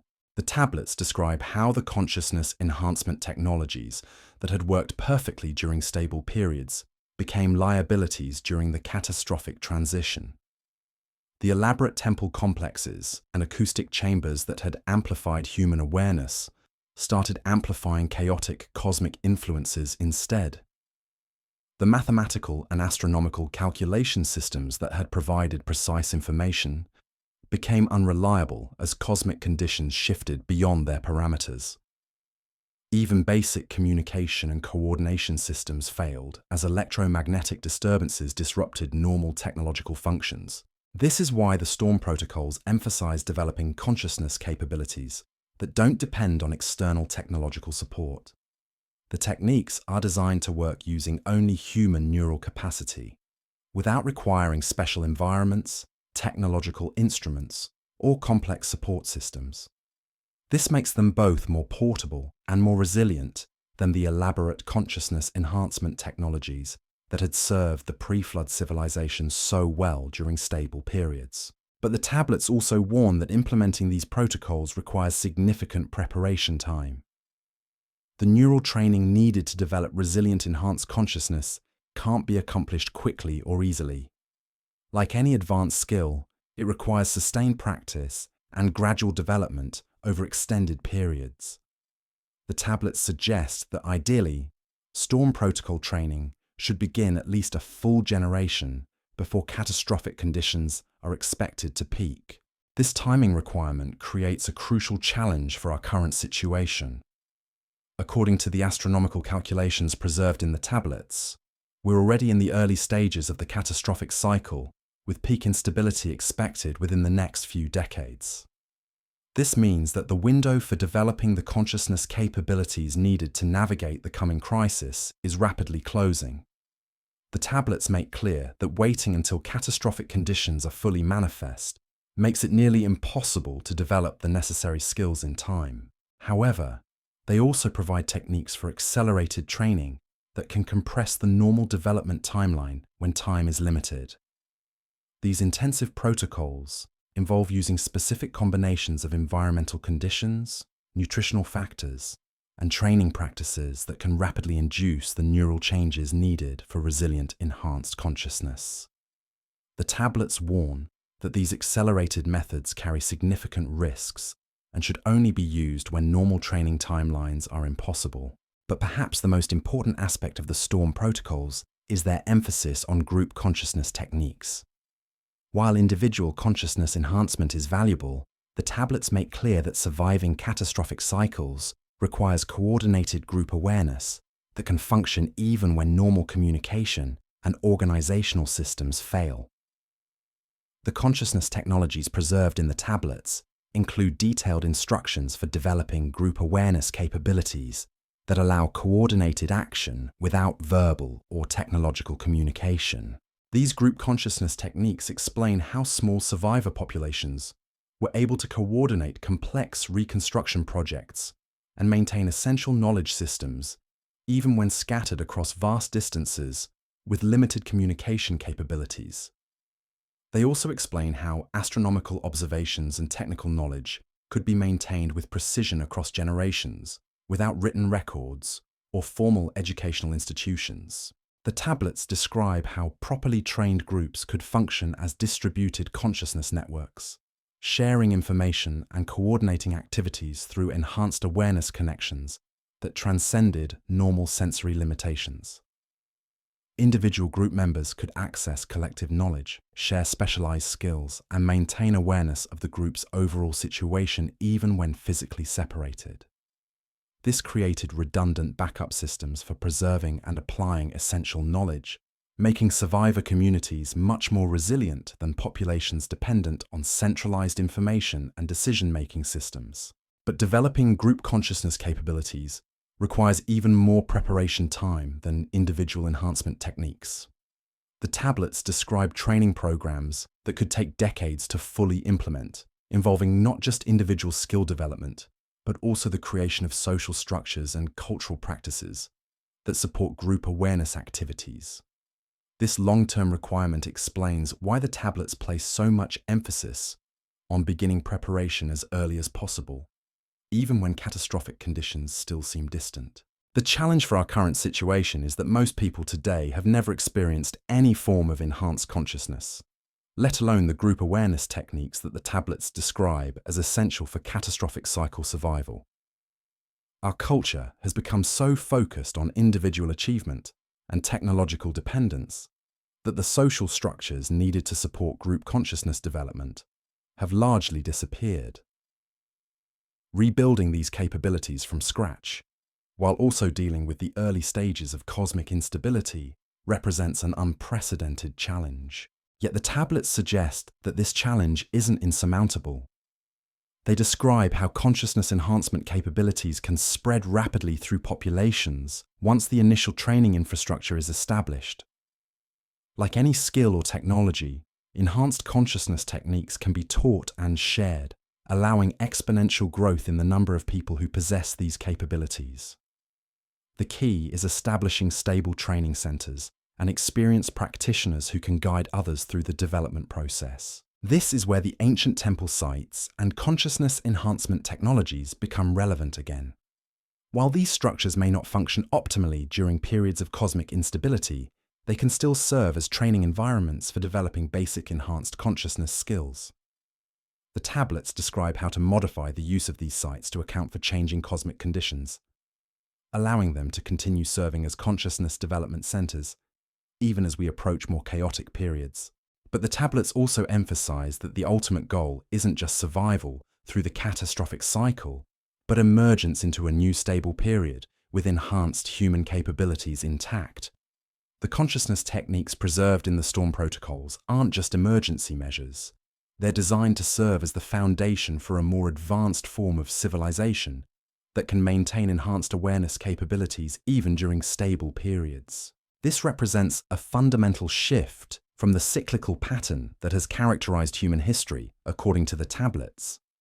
Instead of consciousness enhancement being available only to specialized elites during stable periods and then being lost during catastrophic transitions, the storm protocols are designed to make these capabilities accessible to larger populations and to preserve them through the transition process. The result would be a post-catastrophe civilization where enhanced consciousness is a normal part of human experience rather than a rare and fragile achievement. The tablets describe this potential future in terms that sound almost utopian. Societies where enhanced awareness allows direct perception of natural patterns, where group consciousness enables efficient coordination without complex bureaucratic systems, where the integration of expanded human capabilities with appropriate technology creates sustainable abundance without environmental destruction. But they also emphasize that reaching this potential requires successfully navigating the catastrophic transition period that separates us from it. And this brings us to the final and most crucial message embedded in these ancient records. The approaching catastrophic cycle isn't just a threat to be survived. It's also an evolutionary opportunity that occurs only once every 26,000 years. The cosmic conditions that make this period so dangerous also create unique possibilities for consciousness development that aren't available during normal times. The tablet suggests that civilizations that successfully navigate these transitions emerge with capabilities far beyond what they possessed before. But realizing this potential requires conscious participation in the process rather than just passive survival. The consciousness enhancement techniques preserved in the tablets aren't just tools for getting through the crisis. They're methods for actively engaging with the evolutionary pressures that catastrophic cycles create. The goal isn't just to preserve existing human capabilities, but to allow them to develop into something greater under the intense selection pressures that only occur during these rare transition periods. This is why the tablets place so much emphasis on preparation and training. The evolutionary opportunity that catastrophic cycles represent is only available to those who have developed the consciousness capabilities needed to perceive and engage with the transformative forces at work. Without adequate preparation, the crisis becomes purely destructive. But with proper training and understanding, it becomes the catalyst for unprecedented human development. The evidence for this evolutionary potential isn't just found in ancient texts. Modern research into human consciousness and brain plasticity reveals capabilities that are only activated under extreme conditions. Studies of people who have survived major disasters show that traumatic experiences can trigger permanent expansions in mental abilities, emotional resilience, and intuitive perception. Research into meditation and consciousness development demonstrates that human awareness has virtually unlimited potential for enhancement when proper techniques are applied consistently over time. What the tablets suggest is that catastrophic cycles serve as natural selection events that periodically test and enhance human consciousness capabilities. Populations that develop enhanced awareness survive and pass these capabilities to their descendants. Those that remain dependent on external systems and normal consciousness levels are less likely to adapt successfully to rapidly changing conditions. Over time, this process gradually increases the overall consciousness capacity of the human species. But this evolutionary process only works if there are populations that have consciously developed enhanced capabilities before the selection pressure intensifies. If everyone is operating from normal consciousness levels when catastrophic conditions begin, then there's no enhanced awareness to be selected for. This is why the tablets emphasize that preparation must begin while conditions are still stable, before the evolutionary pressure becomes too intense for gradual development. The implications are profound. According to this perspective, we're not just facing a threat to our current civilization, we're standing at the threshold of the next phase of human evolution. The consciousness capabilities described in the tablets aren't just survival tools. They're glimpses of what human awareness could become if we successfully navigate the transition period ahead. The question isn't whether we can prevent the catastrophic cycle. The astronomical forces involved are far beyond human control. The question is whether we can prepare ourselves to use the crisis as an opportunity for unprecedented development. But this preparation can't be left to chance or handled by a few isolated individuals. The tablets make clear that evolutionary transitions require coordinated effort by significant portions of the population. The consciousness enhancement techniques they preserve are designed to be scalable, to be taught and shared widely rather than kept as secret knowledge for small elites.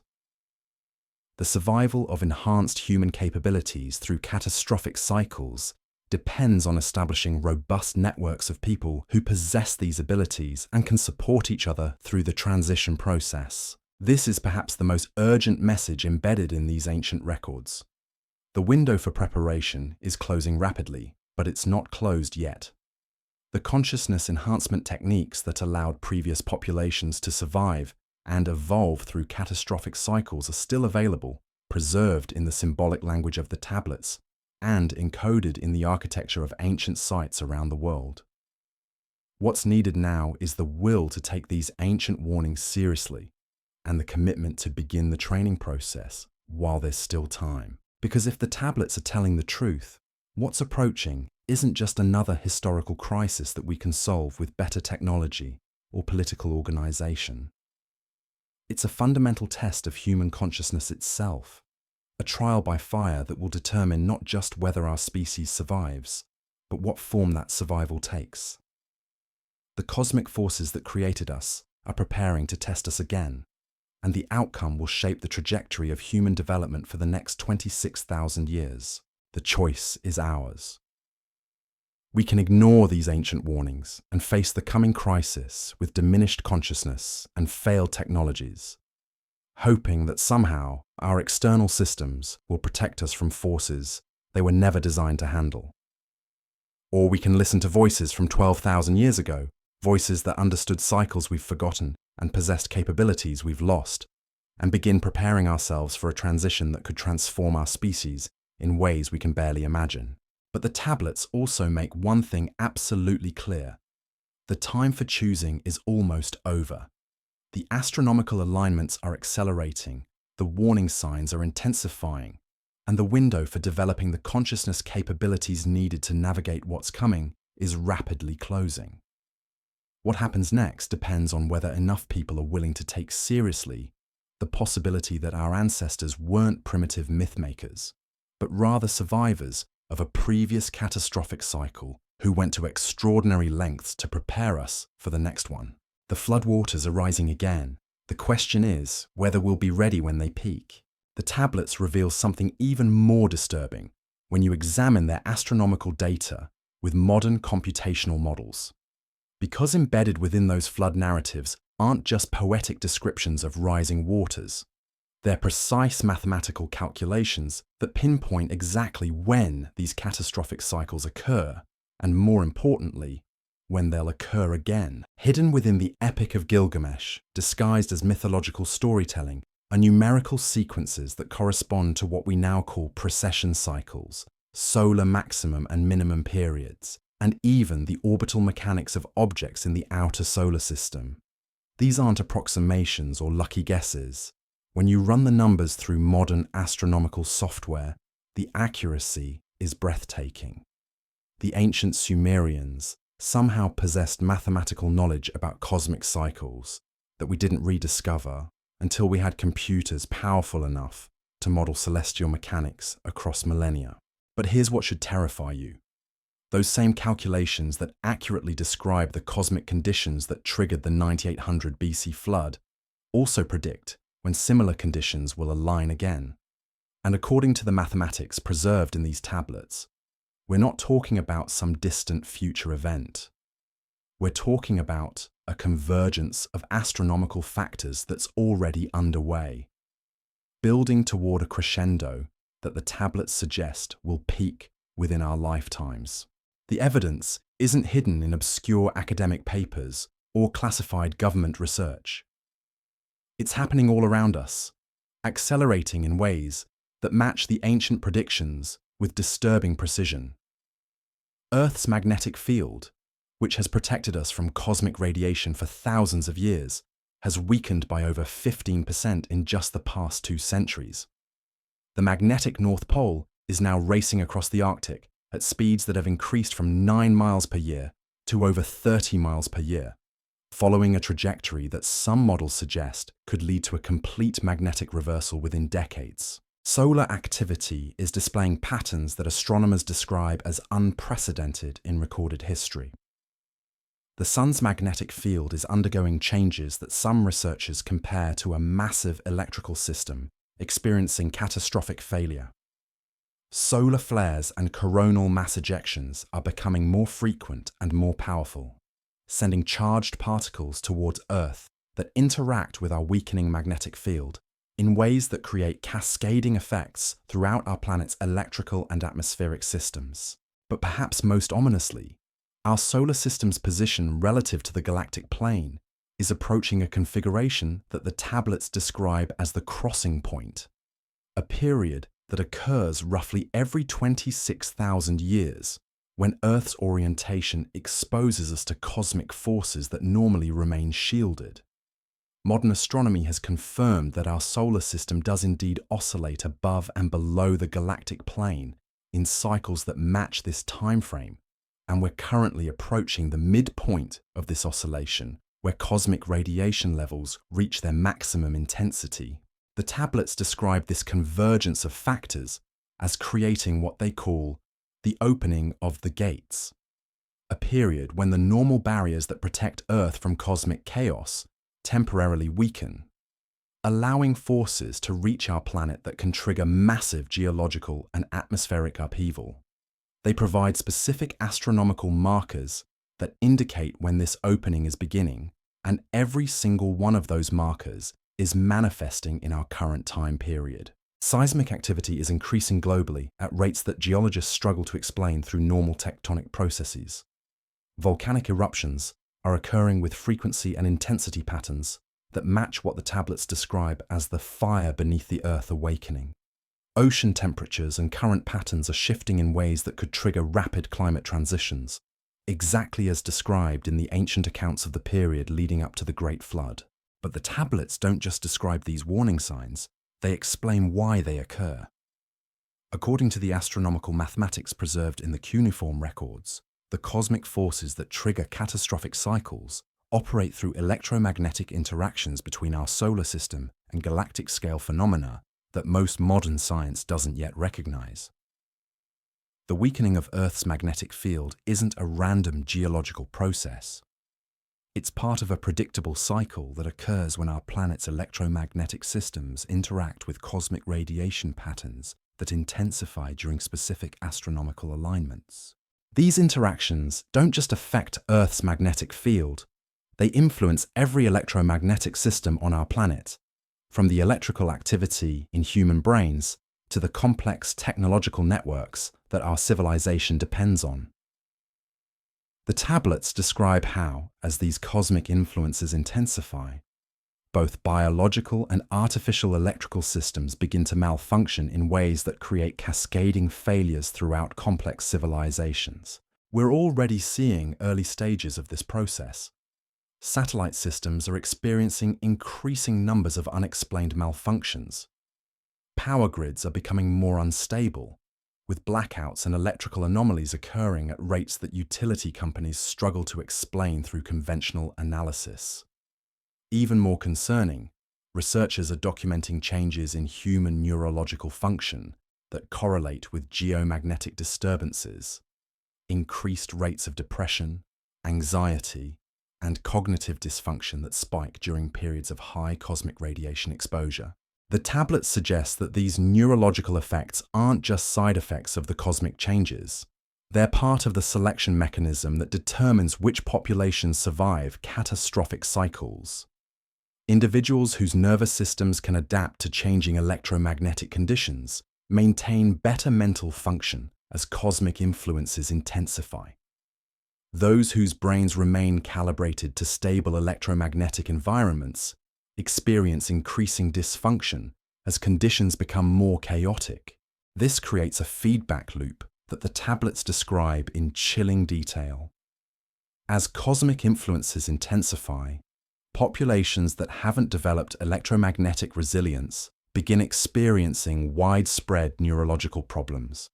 Decision-making becomes impaired, social coordination breaks down, and the technological systems that depend on human management start failing because the people operating them can no longer function effectively under the changed conditions. But individuals who have developed what the tablets call storm consciousness, neural adaptation to unstable electromagnetic environments, maintain clear thinking and enhanced awareness, even as conditions worsen. These populations become increasingly capable, while others become increasingly dysfunctional, creating a sharp divide between those who can navigate the changing conditions and those who cannot. The tablets describe how this process accelerates as catastrophic cycles approach their peak. The cosmic influences that initially cause subtle neurological effects begin triggering more dramatic changes in human consciousness. Some individuals experience rapid expansion of mental capabilities, developing enhanced intuition, expanded memory, and direct perception of natural patterns. Others experience mental breakdown and complete inability to function in the changing electromagnetic environment. This isn't gradual evolutionary pressure operating over thousands of years. The tablets describe consciousness changes that occur within single generations, even within individual lifetimes, as cosmic conditions reach critical thresholds. The survivors of the 9800 BC flood weren't genetically different from those who perished. They were electromagnetically adapted, trained to maintain neural function under conditions that overwhelmed normal human consciousness. And here's what makes this particularly relevant to our current situation. The tablets provide detailed training protocols for developing this electromagnetic resilience before catastrophic conditions reach their peak. These aren't mystical practices or religious rituals. They're sophisticated neurological training programs designed to prepare human nervous systems for the kind of cosmic conditions that occur during catastrophic cycles. The techniques involve systematic exposure to controlled electromagnetic stress, combined with specific breathing patterns, dietary modifications, and mental exercises that gradually build neural resilience. The goal is to recalibrate the nervous system so that it functions optimally under the electromagnetic conditions that exist during catastrophic periods, rather than the stable conditions that have characterized most of recent human history. Modern research into neuroplasticity and electromagnetic sensitivity is beginning to validate principles that the tablets describe in remarkable detail. Studies show that human nervous systems can indeed adapt to different electromagnetic environments through targeted training. Research into meditation and consciousness development reveals that specific practices can alter brainwave patterns and electromagnetic sensitivity in ways that match the physiological changes described in the ancient protocols. But the tablets also warn that this training must begin while electromagnetic conditions are still relatively stable. Once cosmic influences reach critical levels, the neurological stress becomes too intense for gradual adaptation. People who haven't developed electromagnetic resilience before the peak phase of catastrophic cycles experience rapid mental deterioration rather than beneficial adaptation. This timing requirement creates an urgent imperative for our current situation. If the astronomical calculations in the tablets are correct, we're already in the early stages of intensifying cosmic influences. The window for developing electromagnetic resilience through gradual training is narrowing rapidly. Within a few decades, the cosmic conditions may become too intense for normal consciousness to adapt to, regardless of training efforts. The tablets describe the peak phase of catastrophic cycles as lasting for approximately 40 years, roughly one generation. During this period, cosmic influences reach maximum intensity, triggering the geological and atmospheric upheavals that reshape planetary surface conditions. But the electromagnetic effects on human consciousness are even more dramatic than the physical environmental changes. The tablets describe how, during peak catastrophic conditions, the boundary between individual consciousness and group awareness begins to dissolve. People who have developed electromagnetic resilience start experiencing direct mental connections with others who possess similar adaptations. Group consciousness networks spontaneously emerge, allowing coordinated action and shared knowledge without normal communication systems. This isn't telepathy in the science fiction sense, but rather electromagnetic resonance between adapted nervous systems operating under high cosmic radiation conditions. The tablets provide technical explanations for how these consciousness networks function, describing them as natural phenomena that occur when human brains are properly calibrated to the electromagnetic environment that exists during catastrophic cycles. These group consciousness capabilities explain how small survivor populations were able to coordinate massive reconstruction projects and maintain complex knowledge systems, despite having limited communication technology and scattered geographic distribution. The enhanced awareness networks that emerge during catastrophic conditions provide information processing and coordination capabilities that exceed what normal individual consciousness can achieve. But the tablets also describe the dangers inherent in these consciousness expansions. Individuals who aren't properly prepared for group awareness experiences can become lost in collective consciousness, losing their individual identity and decision-making capability. Others become overwhelmed by the intensity of expanded awareness and retreat into complete mental isolation. Only those who have developed proper grounding techniques can navigate group consciousness safely while maintaining individual functionality. The training protocols preserved in the tablets address these challenges systematically. They describe how to develop individual consciousness stability that can serve as an anchor during group awareness experiences. They provide techniques for entering and exiting collective consciousness states voluntarily rather than being swept away by them involuntarily. Most importantly, they teach how to use group consciousness capabilities for practical problem solving, rather than becoming lost in the subjective experience of expanded awareness. These capabilities become essential during catastrophic cycles because normal technological and social systems become unreliable under extreme electromagnetic conditions. Communication networks fail, transportation systems break down, and the complex coordination mechanisms that support large populations stop functioning. Group consciousness networks provide backup systems for maintaining social coordination and knowledge preservation when normal infrastructure collapses. But perhaps the most remarkable aspect of the consciousness changes described in the tablets is their permanence. Unlike temporary altered states that fade when triggering conditions end, the neurological adaptations that develop during catastrophic cycles create lasting changes in human consciousness capability. The survivors who emerge from peak catastrophic conditions possess enhanced awareness that continues to function even after electromagnetic conditions return to normal levels. This is why the tablets describe catastrophic cycles as evolutionary events rather than just natural disasters. Each cycle serves as a selection and enhancement process that upgrades human consciousness capabilities. Populations that successfully navigate the electromagnetic challenges emerge with expanded mental abilities that become the foundation for more advanced civilizations during the subsequent stable period. The archaeological evidence supports this pattern.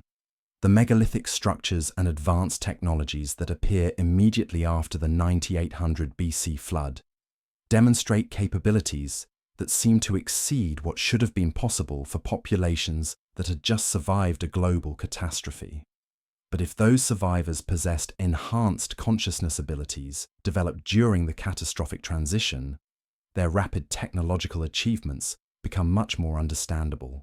The tablets suggest that the consciousness capabilities developed during catastrophic cycles include enhanced pattern recognition, accelerated learning, improved memory retention, and most importantly, direct intuitive access to natural principles that normally require extensive scientific investigation to discover.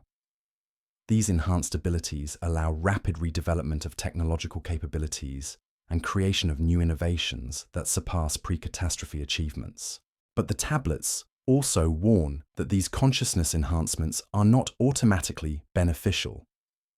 Enhanced awareness can be turned toward destructive purposes as easily as constructive ones. The same capabilities that allow rapid technological development can also be used for creating more efficient weapons, more sophisticated control systems, and more devastating environmental exploitation. The outcome depends on the ethical and spiritual development of the populations that acquire these enhanced capabilities. This is why the tablets place so much emphasis on character development and ethical training as essential components of catastrophic cycle preparation. The consciousness enhancement techniques they preserve are always presented within frameworks of moral responsibility and spiritual discipline. The goal isn't just to develop enhanced mental capabilities, but to ensure that those capabilities are used for beneficial purposes that support long-term human flourishing, rather than short-term advantage at the expense of others. The tablets describe how previous catastrophic cycles have sometimes produced populations with enhanced consciousness but inadequate ethical development. These groups use their advanced capabilities to dominate and exploit others, creating technological civilizations that were more sophisticated but less sustainable than their predecessors. The inevitable result was accelerated environmental destruction and social collapse that occurred well before the next catastrophic cycle, wasting the evolutionary opportunity that the consciousness enhancement had provided. Learning from these historical patterns, the tablets emphasize that successful navigation of catastrophic cycles requires both consciousness enhancement and ethical evolution occurring simultaneously. The training protocols they preserve integrate character development with neurological adaptation, ensuring that enhanced capabilities are grounded in wisdom and compassion, rather than just raw intellectual power. This integrated approach explains why the consciousness enhancement techniques preserved in the tablets are embedded within spiritual and philosophical frameworks, rather than being presented as purely technical procedures. The ancient survivors understood that consciousness enhancement, without corresponding ethical development, creates more problems than it solves, leading to the kind of destructive technological civilizations that ultimately destroy themselves regardless of their advanced capabilities. But they also understood that ethical development without consciousness enhancement leaves populations vulnerable to being dominated by groups that have developed advanced capabilities without corresponding wisdom. The tablets describe how balanced development of both consciousness and character creates populations that are both capable of surviving catastrophic transitions and wise enough to use their enhanced abilities for creating sustainable post-catastrophe civilizations. This balanced approach becomes particularly crucial as we approach the current catastrophic cycle, because the technological capabilities available to enhanced consciousness populations today far exceed anything that existed during previous cycles. The potential for both beneficial and destructive applications of consciousness-enhanced technology is correspondingly greater, making ethical development even more critical than it was for previous generations of survivors. The tablets provide detailed guidance for maintaining this balance, describing how to develop enhanced consciousness capabilities while simultaneously cultivating the wisdom and compassion needed to use those capabilities responsibly. But they also emphasize that this development cannot be accomplished individually. It requires communities of practice where people support each other's growth in both dimensions simultaneously. This community requirement explains why the tablets place so much emphasis on establishing training centers and support networks before catastrophic conditions reach their peak. The integrated development of consciousness and character that successful navigation requires cannot be achieved in isolation. It needs stable social environments where people can practice enhanced awareness techniques, while also receiving feedback and guidance about the ethical implications of their developing capabilities. But creating these communities faces unique challenges in our current historical moment. Unlike previous pre-catastrophic civilizations that had centuries or millennia to develop appropriate social structures, we're operating under severe time constraints with social systems that actively discourage both consciousness development and ethical reflection. Most modern institutions are designed to promote conformity and consumption rather than awareness and wisdom, creating environments that work against the kind of development that catastrophic cycle navigation requires. The tablets acknowledge this challenge and provide guidance for establishing training communities within unconducive social environments. They describe how to create islands of preparation that can maintain appropriate development practices while remaining embedded within larger societies that don't understand or support such efforts. These communities function as seed populations that preserve and develop the capabilities needed for catastrophic cycle navigation, while also serving as nuclei for larger reconstruction efforts during the post-catastrophic period. But the tablets also warn that these preparation communities will face increasing opposition as catastrophic conditions intensify. Populations that haven't developed electromagnetic resilience experience growing dysfunction as cosmic influences increase, and they often respond to their deteriorating condition by attacking groups that appear to be functioning better. The tablets describe how preparation communities must develop both defensive capabilities and diplomatic skills to navigate the social chaos that accompanies the final phases of catastrophic cycles. This social dimension of catastrophic cycle navigation adds another layer of complexity to the preparation requirements described in the tablets.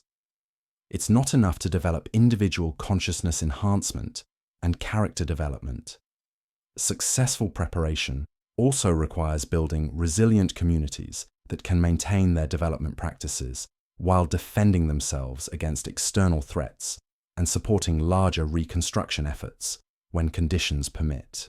The tablets provide detailed guidance for all of these challenges, but they also emphasize that successful implementation requires beginning preparation efforts while social conditions are still relatively stable. Once widespread social breakdown begins, it becomes much more difficult to establish the trust and cooperation needed for effective community development. The window for building preparation communities is narrowing along with the window for individual consciousness development, creating multiple time pressures that make early action increasingly critical. And this brings us to perhaps the most sobering realization embedded in these ancient records. The consciousness enhancement capabilities that allowed previous populations to survive catastrophic cycles weren't just individual achievements. They were collective accomplishments that required coordinated effort by significant portions of the population working together over extended periods. The survival of human civilization through catastrophic transitions depends on having enough people with enhanced capabilities to maintain essential functions while also preserving and transmitting knowledge to future generations. But the tablets suggest that our current civilization may be more vulnerable than previous ones because of our extreme dependence on technological systems that will fail under catastrophic electromagnetic conditions. Previous civilizations were organized around human capabilities enhanced by simple tools, making them more adaptable when complex systems broke down. Our society is organized around complex technological systems supported by human operators, making us much more vulnerable when those systems become unreliable. This means that the consciousness enhancement and community building efforts described in the tablets aren't just opportunities for personal development. They're essential survival strategies for our entire civilization. The question isn't whether individuals can benefit from these ancient techniques, but whether enough people will develop these capabilities in time to maintain civilization's continuity through the approaching catastrophic transition. The mathematical precision embedded in these 12,000-year-old tablets suggests that our ancestors faced similar challenges and found solutions that allowed human knowledge and capability to survive and evolve through previous catastrophic cycles. But they also warn us that success isn't guaranteed.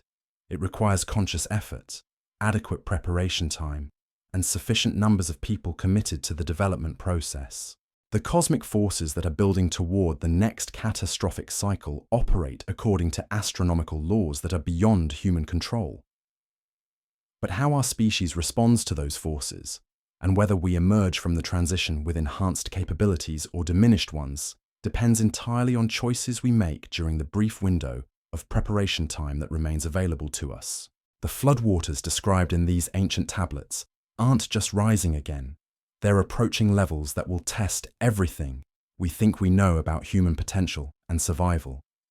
The question is whether we'll heed the warnings carved in clay by people who witnessed the last time our world was transformed by forces beyond imagination, or whether we'll ignore their guidance and face the approaching crisis unprepared, because according to their calculations, the window for preparation is closing faster than anyone wants to admit. and the consequences of unpreparedness may be more severe than any catastrophe our species has ever faced. The mathematical models hidden within these tablets reveal something that should make every government on Earth take notice. Because when you feed the astronomical data from these ancient records into modern supercomputers, the results don't just predict natural disasters, they predict the complete breakdown of every system our technological civilization depends on. The electromagnetic pulse effects that the tablets describe as accompanying peak catastrophic conditions would instantly destroy every satellite in orbit, collapse global communication networks, and render most electronic devices permanently inoperable. The cascading failures would bring down power grids across entire continents within hours. Financial systems that exist only as digital information would simply vanish.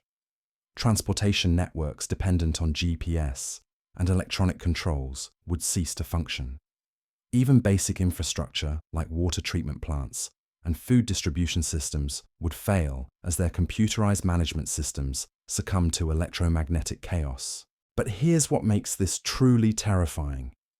Unlike a nuclear electromagnetic pulse that affects a limited geographic area, the cosmic electromagnetic effects described in the tablets would be global and sustained. There would be no unaffected regions to provide aid, no backup systems that remained operational, no possibility of rapid technological recovery. The tablets describe electromagnetic disruption lasting for the entire 40-year peak period of catastrophic cycles, creating conditions that would force any surviving populations to rebuild civilization using pre-electronic technologies. This isn't speculation or doomsday fantasy. NASA and other space agencies have been quietly studying the vulnerability of modern technology to cosmic electromagnetic events, and their classified reports paint a picture that matches the ancient warnings with disturbing accuracy. The space agency's internal documents describe scenarios where sustained cosmic radiation bombardment could create permanent damage to technological infrastructure that would take decades to repair even under optimal conditions. But the tablets suggest that optimal conditions won't exist during the repair period. The same cosmic forces that destroy electronic systems also trigger the massive geological and atmospheric upheavals that make large-scale industrial activity impossible. Volcanic eruptions fill the atmosphere with particles that block sunlight and disrupt weather patterns for years at a time. Seismic activity makes it impossible to maintain the stable conditions needed for precision manufacturing. Climate instability creates agricultural failures that force populations to focus on basic survival rather than technological reconstruction. The tablets describe this as the time of simplification, when complex civilizations are forced to abandon sophisticated technologies and return to basic survival methods that don't depend on vulnerable systems. But they also reveal that this simplification isn't necessarily a step backward.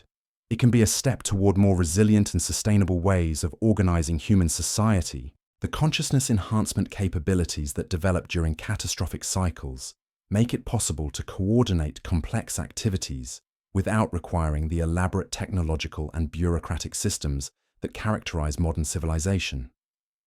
Enhanced awareness allows direct perception of natural patterns that eliminates the need for many of the measurement and communication technologies that we currently consider essential. Group consciousness networks provide coordination capabilities that surpass what can be achieved through electronic communication systems, while also being completely immune to electromagnetic disruption. The tablets describe post-catastrophic civilizations that achieved remarkable accomplishments using these consciousness-based coordination methods combined with carefully selected technologies that remained functional under the changed electromagnetic conditions. These weren't primitive societies struggling to survive. They were sophisticated cultures that had learned to work with natural forces rather than against them, creating sustainable abundance without the environmental destruction that characterizes technological civilizations built on electromagnetic systems. But reaching this level of post-catastrophic development requires maintaining essential knowledge and capabilities through the transition period when normal technological and educational systems are non-functional. The tablets provide detailed guidance for creating what they call knowledge arcs, systematic methods for preserving critical information in forms that can survive electromagnetic chaos and be transmitted across generations without requiring complex technological support. These knowledge preservation systems go far beyond simply storing information in books or other physical media. The tablets describe techniques for encoding essential knowledge into human memory, using consciousness enhancement methods that create perfect recall of vast amounts of information. They explain how to embed technical specifications into artistic and cultural expressions that appear decorative but actually contain precise instructions for rebuilding critical technologies. Most importantly, they provide methods for creating self-perpetuating educational traditions that can maintain and transmit complex knowledge across centuries without requiring written records or formal institutions. The megalithic structures that appear after previous catastrophic cycles weren't just monuments or temples. They were three-dimensional libraries designed to preserve and transmit essential knowledge through purely physical means. The mathematical relationships embedded in their construction contain detailed information about astronomy, engineering, and natural sciences. Their acoustic properties encode information about consciousness enhancement techniques. Their astronomical alignments serve as permanent calendars that maintain accurate timekeeping across millennia without requiring any technological maintenance. But the tablets reveal that these stone libraries were just one component of comprehensive knowledge preservation systems that included living traditions maintained by trained human carriers. The consciousness enhancement techniques that develop during catastrophic cycles create individuals with extraordinary memory capabilities who can serve as walking libraries containing vast amounts of technical and cultural knowledge.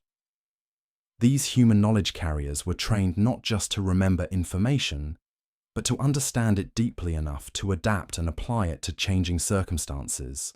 The tablets describe how networks of these knowledge carriers could preserve and transmit the essential information needed to rebuild civilization, even when scattered across vast distances with no technological communication capabilities. Each carrier specialized in particular domains of knowledge, while also maintaining enough general information to serve as a backup for other specialties. The result was a distributed storage system that was virtually impossible to destroy completely, ensuring that critical knowledge would survive even if most individual carriers were lost. These human knowledge preservation systems explain how complex technologies and scientific understanding could be maintained across the chaotic transition periods that separate stable civilizations. But they also reveal why so much knowledge was lost during previous catastrophic cycles. The training required to create effective knowledge carriers was extremely demanding and could only be accomplished by people who had already developed significant consciousness enhancement capabilities. This creates a crucial dependency that the tablets emphasize repeatedly. Successful knowledge preservation through catastrophic cycles requires establishing consciousness development programs well before the peak catastrophic conditions make such training impossible. The cognitive capabilities needed to serve as effective knowledge carriers can't be developed quickly or easily. They require years of systematic training that builds both memory capacity and deep understanding of the information being preserved. But the tablets also describe accelerated training methods that can compress the normal development timeline when time constraints make full preparation impossible. These intensive protocols involve using the consciousness enhancement technologies embedded in megalithic structures to rapidly induce the neural changes needed for expanded memory and comprehension capabilities. The training requires living at these sites for extended periods while undergoing systematic exposure to their consciousness-altering effects, combined with intensive study of the knowledge domains that need to be preserved. The tablets warn that these accelerated methods carry significant risks and should only be used when normal training timelines are impossible. The rapid consciousness changes can cause psychological instability in people who aren't properly prepared, and the intensive information loading can create mental overload that permanently damages cognitive function. but they also emphasize that these risks may be acceptable when the alternative is complete loss of essential knowledge during catastrophic transitions. What makes this particularly relevant to our current situation is that we possess far more complex technical knowledge than any previous civilization, but we also have less time available for establishing knowledge preservation systems. The tablets suggest that the current catastrophic cycle is approaching its peak phase more rapidly than previous ones, possibly due to additional cosmic factors that weren't present during earlier transitions. This accelerated timeline creates unprecedented challenges for preserving the vast body of scientific and technical knowledge that modern civilization has accumulated. But the tablets also suggest that our current technological capabilities, if properly applied, could create knowledge preservation systems that surpass anything achieved by previous civilizations. Modern information, storage and transmission technologies, if properly hardened against electromagnetic disruption, could serve as components of knowledge arc systems that combine the best features of technological and consciousness-based preservation methods. The key insight embedded in the tablets is that effective knowledge preservation requires hybrid systems that don't depend entirely on either technological or human storage methods. Purely technological systems are vulnerable to electromagnetic disruption, while purely human systems are vulnerable to population losses and training failures. But hybrid systems that combine hardened technological storage with trained human carriers create redundant backup systems that can survive multiple types of catastrophic failures. The tablets provide detailed specifications for creating these hybrid preservation systems, including techniques for hardening electronic storage against electromagnetic pulse effects, methods for encoding digital information into physical media that can survive extreme environmental conditions, and protocols for training human knowledge carriers who can serve as living backups for technological storage systems. But perhaps most importantly, they emphasize that knowledge preservation isn't just about storing information. It's about maintaining the capability to understand and apply that information under the radically different conditions that exist during and after catastrophic transitions. The tablets describe how many previous civilizations successfully preserved vast amounts of technical knowledge through catastrophic cycles, only to discover that the preserved information was useless because the social and environmental conditions needed to apply it no longer existed. This is why the tablets place so much emphasis on preserving not just technical information, but also the social technologies and consciousness capabilities needed to use that information effectively. The most sophisticated engineering knowledge becomes worthless if the social coordination capabilities needed to implement large-scale projects have been lost. The most advanced scientific understanding provides no benefit if the consciousness enhancement techniques needed to comprehend and develop it further are no longer available. The tablets describe how successful post-catastrophic civilizations maintained careful balance between preserving old knowledge and developing new approaches adapted to changed conditions. They use preserved technical information as a foundation for innovation, rather than simply trying to recreate pre-catastrophic technologies that might no longer be appropriate for the new environmental and social circumstances. This adaptive approach to knowledge preservation explains why post-catastrophic civilizations often achieved capabilities that exceeded their predecessors, despite starting from apparently primitive conditions. They weren't trying to rebuild old systems. They were using preserved knowledge as raw material for creating new solutions optimized for post-catastrophic conditions. The result was often more elegant and sustainable than what had existed before, because it incorporated lessons learned from the catastrophic cycle itself. But achieving this level of adaptive innovation requires more than just preserving information. It requires preserving the creative capabilities and innovative thinking that allow knowledge to be applied in new ways.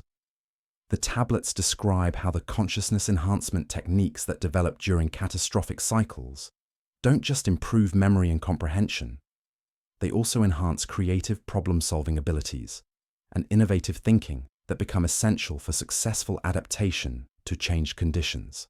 The enhanced pattern recognition capabilities that develop under cosmic radiation exposure allow rapid identification of new possibilities and connections that aren't obvious to normal consciousness. The expanded awareness that emerges during group consciousness experiences provides access to collective intelligence that can solve problems beyond the capability of individual thinking. Most importantly, the electromagnetic adaptation that occurs during catastrophic cycles seems to enhance the intuitive capabilities that allow direct perception of optimal solutions without requiring lengthy analytical processes.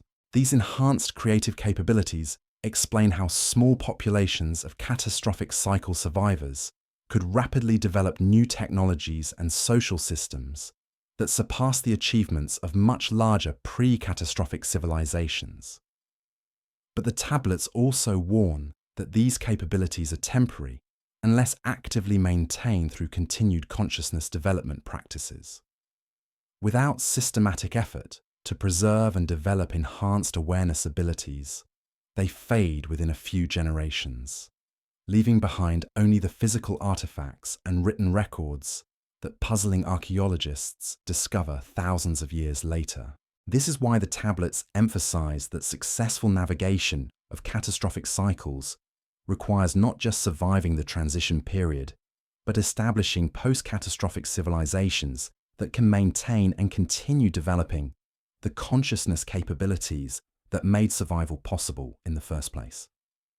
The goal isn't just to preserve knowledge through the crisis, it's to create sustainable cultures that can continue evolving human potential during the stable periods that follow catastrophic transitions. The tablets describe these idealized post-catastrophic civilizations in terms that sound almost utopian, but they also emphasize that reaching such conditions requires conscious effort and careful planning that must begin well before catastrophic conditions reach their peak. The enhanced capabilities that develop during catastrophic cycles provide the raw material for creating advanced, sustainable civilizations. But those capabilities must be channeled and directed through appropriate social structures and cultural practices to produce beneficial outcomes rather than destructive ones. And this brings us to perhaps the most crucial message embedded in these ancient records. The approaching catastrophic cycle isn't just a threat to be survived or an opportunity to be seized. It's a test of human wisdom and maturity that will determine the trajectory of our species' development for thousands of years to come. The cosmic forces that trigger these cycles operate according to natural laws that are completely indifferent to human wishes or intentions. How we respond to those forces and what we create with the capabilities they make available depends entirely on the choices we make during the brief preparation period that remains. The tablets make clear that previous civilizations have both succeeded and failed this test in various ways. Some developed the consciousness capabilities needed to survive catastrophic cycles, but used those capabilities for domination and exploitation, creating technological civilizations that were more sophisticated but less sustainable than their predecessors. Others successfully preserved knowledge and maintained ethical development, but failed to adapt quickly enough to change conditions, gradually declining until they were vulnerable to the next catastrophic cycle. The tablets suggest that our current civilization faces unique challenges because of the unprecedented scale of our technological development and environmental impact. The potential for both beneficial and destructive applications of consciousness-enhanced technology is correspondingly greater than anything previous civilizations experienced. The enhanced capabilities that develop during catastrophic cycles could be used to create sustainable abundance and unprecedented human flourishing. But they could just as easily be used to create more efficient systems of control and exploitation. The outcome depends on whether we can develop the wisdom and ethical maturity needed to use enhanced consciousness capabilities responsibly. The tablets provide guidance for this ethical development, but they also emphasize that it cannot be separated from consciousness enhancement itself. Both dimensions must develop together, with each supporting and informing the other to create the integrated awareness that successful catastrophic cycle navigation requires. But time is running out for this integrated development. The astronomical alignments described in the tablets are accelerating toward the critical thresholds that trigger peak catastrophic conditions. The electromagnetic and geological warning signs are intensifying at rates that match the ancient predictions with frightening accuracy. The window for establishing the consciousness development programs and knowledge preservation systems that successful navigation requires is narrowing rapidly. Yet the tablets also suggest that even small groups of properly prepared individuals can have disproportionate impact on the overall outcome of catastrophic transitions. The consciousness enhancement capabilities that develop during these cycles create force multiplication effects that allow small numbers of prepared people to influence much larger populations and coordinate complex reconstruction efforts that would be impossible using normal human capabilities. This means that the preparation efforts described in the tablets don't require massive social movements or government programs to be effective. Small networks of committed individuals who develop the necessary capabilities and establish appropriate knowledge preservation systems can serve as seed populations for post-catastrophic reconstruction efforts that eventually benefit entire civilizations. But the tablets also warn that these seed populations must be distributed widely enough geographically to survive the various catastrophic events that occur during peak cycle phases. Concentration in single locations, no matter how well defended or supplied, creates vulnerability to localized disasters that could eliminate entire preparation communities. The knowledge preservation and consciousness development efforts must be spread across multiple continents and diverse environments to ensure that some portion survives regardless of which specific catastrophic events occur. This distribution requirement adds another layer of complexity to the preparation process described in the tablets. It's not enough to develop consciousness capabilities and knowledge preservation systems. These must be replicated across multiple locations with sufficient isolation to prevent single catastrophic events from destroying all preparation efforts simultaneously. The tablets provide guidance for establishing these distributed networks, but they also emphasize that coordination between widely separated preparation communities requires advanced consciousness techniques that take considerable time and effort to develop. The challenge becomes even greater when you consider that the preparation communities must also be capable of supporting larger reconstruction efforts during the post-catastrophic period. The tablets describe how successful seed populations gradually expand their influence as conditions stabilize, eventually serving as nuclei for new civilizations that incorporate both preserved knowledge and enhanced consciousness capabilities developed during the catastrophic transition. But this expansion process requires maintaining delicate balance between preserving essential capabilities and adapting to changing conditions as the post-catastrophic world evolves. The tablets describe how some seed populations became too rigid in their preservation efforts, failing to adapt as conditions changed and eventually becoming irrelevant to the emerging post-catastrophic civilizations. Others became too adaptive, losing essential capabilities in their efforts to remain relevant to changing circumstances. The successful approach described in the tablets involves maintaining core capabilities while continuously developing new applications that remain relevant to evolving conditions. This requires the kind of dynamic wisdom that can only be developed through integrated consciousness enhancement and ethical development programs that begin well before catastrophic conditions reach their peak.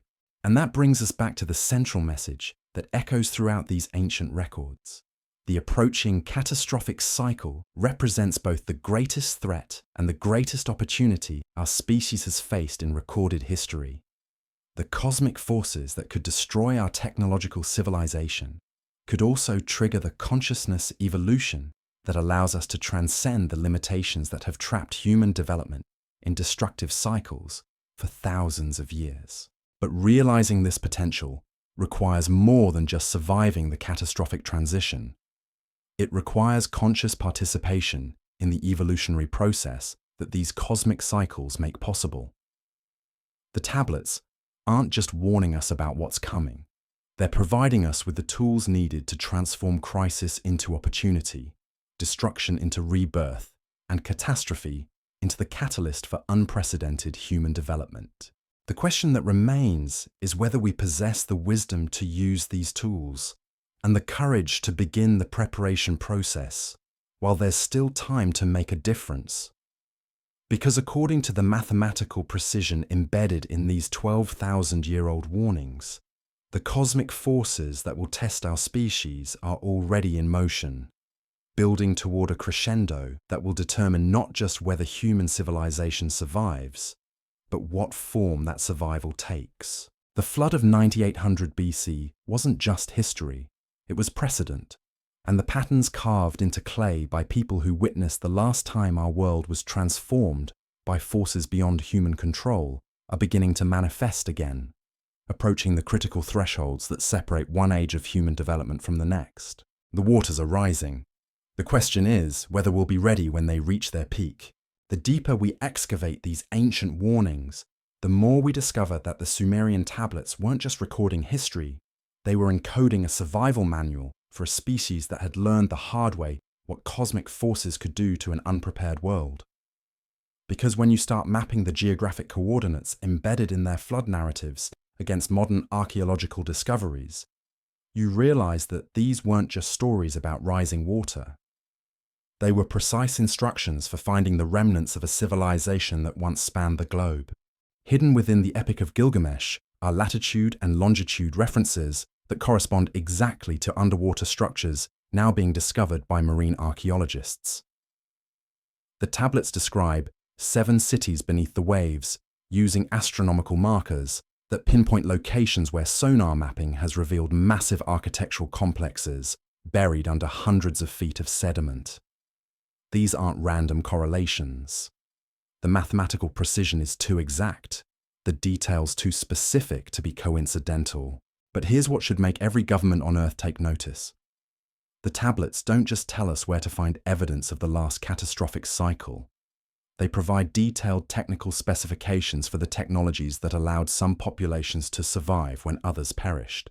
Embedded within their flood narratives are engineering blueprints disguised as religious symbolism, construction techniques hidden within mythological metaphors, and survival protocols encoded in seemingly primitive ritual descriptions. Take the famous passage describing Utnapishtim's Ark. Most scholars read it as a simple boat-building story, but when naval architects analyze the dimensional ratios and construction methods described in the original cuneiform, they discover something remarkable. The specifications describe a vessel design that would actually work, not just for floating, but for maintaining stability in the kind of massive wave conditions that would occur during rapid ice sheet collapse. The tablets provide precise measurements for hull thickness, deck spacing, and waterproofing techniques that match optimal designs for surviving extreme maritime conditions. They describe ballast distribution patterns that would prevent capsizing in chaotic seas. Most intriguingly, they include ventilation system specifications that would allow large numbers of people and animals to survive extended periods in sealed compartments. Exactly what would be necessary during the toxic atmospheric conditions that accompany major volcanic eruptions. But the Ark's specifications are just one component of a comprehensive survival system described throughout the tablet collection. The texts provide detailed information about food preservation techniques that could maintain nutritional value for years without refrigeration. They describe water purification methods that would remain effective even when normal sources became contaminated with volcanic ash or chemical runoff. They include medical protocols for treating the kinds of injuries and illnesses that would be common during catastrophic environmental conditions. Even more remarkable are the communication systems described in the tablets.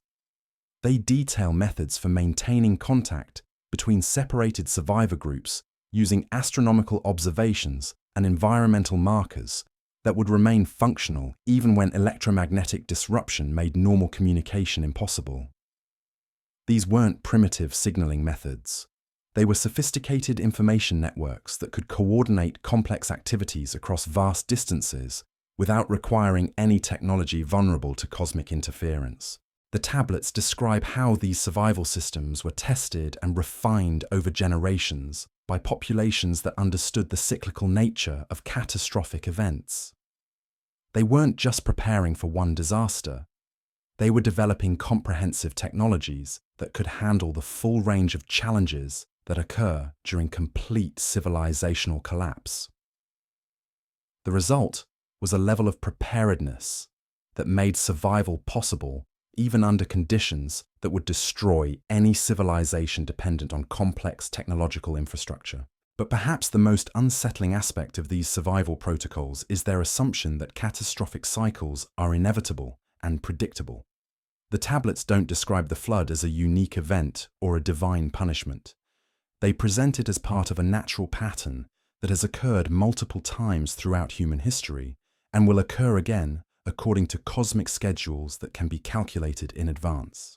The astronomical mathematics embedded in the texts provide specific timelines for these catastrophic cycles, including detailed predictions about when the next major event will occur.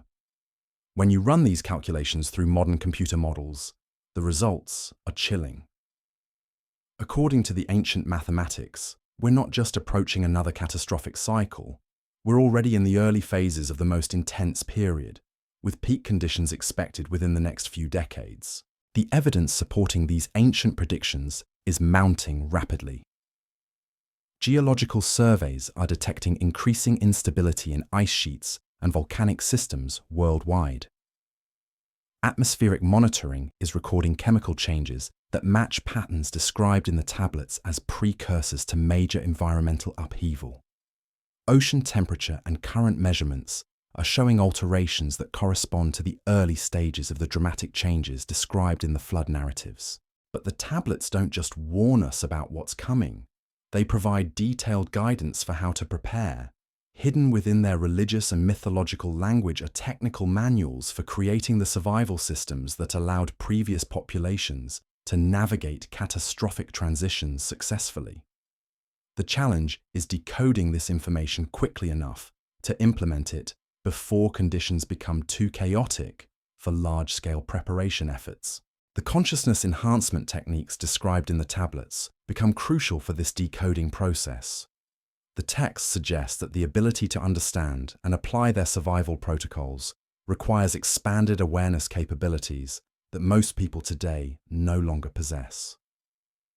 The engineering specifications are embedded in symbolic language that can only be interpreted by minds trained to perceive multiple layers of meaning simultaneously. The astronomical calculations require intuitive mathematical understanding that transcends normal analytical thinking. This creates a bootstrap problem that the tablets address directly.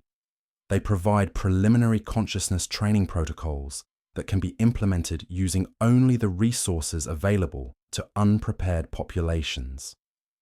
These basic techniques are designed to develop the enhanced awareness needed to understand more advanced protocols, creating a step-by-step progression that can rapidly build the capabilities needed for comprehensive catastrophic preparation. But the tablets also emphasize that this consciousness development must be combined with practical skill acquisition and community-building efforts. Enhanced awareness is useless without the technical knowledge needed to implement survival systems. Individual consciousness development provides no benefit if the social coordination capabilities needed for group survival haven't been established. The survival protocols require integrated development across multiple dimensions simultaneously. The archaeological evidence suggests that populations which successfully navigated previous catastrophic cycles had spent generations developing these integrated capabilities before the peak crisis conditions arrived. They weren't improvising solutions during the catastrophe itself. They were implementing carefully planned survival strategies that had been refined through extensive preparation and testing. The tablets describe this preparation process in detail, providing timelines and benchmarks for establishing the capabilities needed for successful catastrophic navigation. According to these ancient timelines, comprehensive preparation requires approximately 40 years of systematic development work. One full generation of coordinated effort to establish the consciousness capabilities, technical skills, and social structures needed for surviving catastrophic transitions. The tablets suggest that populations beginning this preparation process now would be marginally ready for the peak conditions expected in the coming decades, but only if the development work proceeds without major delays or disruptions. This timing requirement creates enormous challenges for our current situation. Unlike previous pre-catastrophic populations that had centuries to develop appropriate preparation traditions, we're operating under severe time constraints with social systems that actively discourage the kinds of development work that successful preparation requires. Most modern institutions are designed to maintain dependence on complex technological systems rather than developing the self-reliance capabilities that become essential when those systems fail. The tablets acknowledge these challenges and provide guidance for establishing preparation communities within unconducive social environments. They describe how to create distributed networks of individuals and small groups who can develop essential capabilities while remaining embedded within larger societies that don't understand or support such efforts.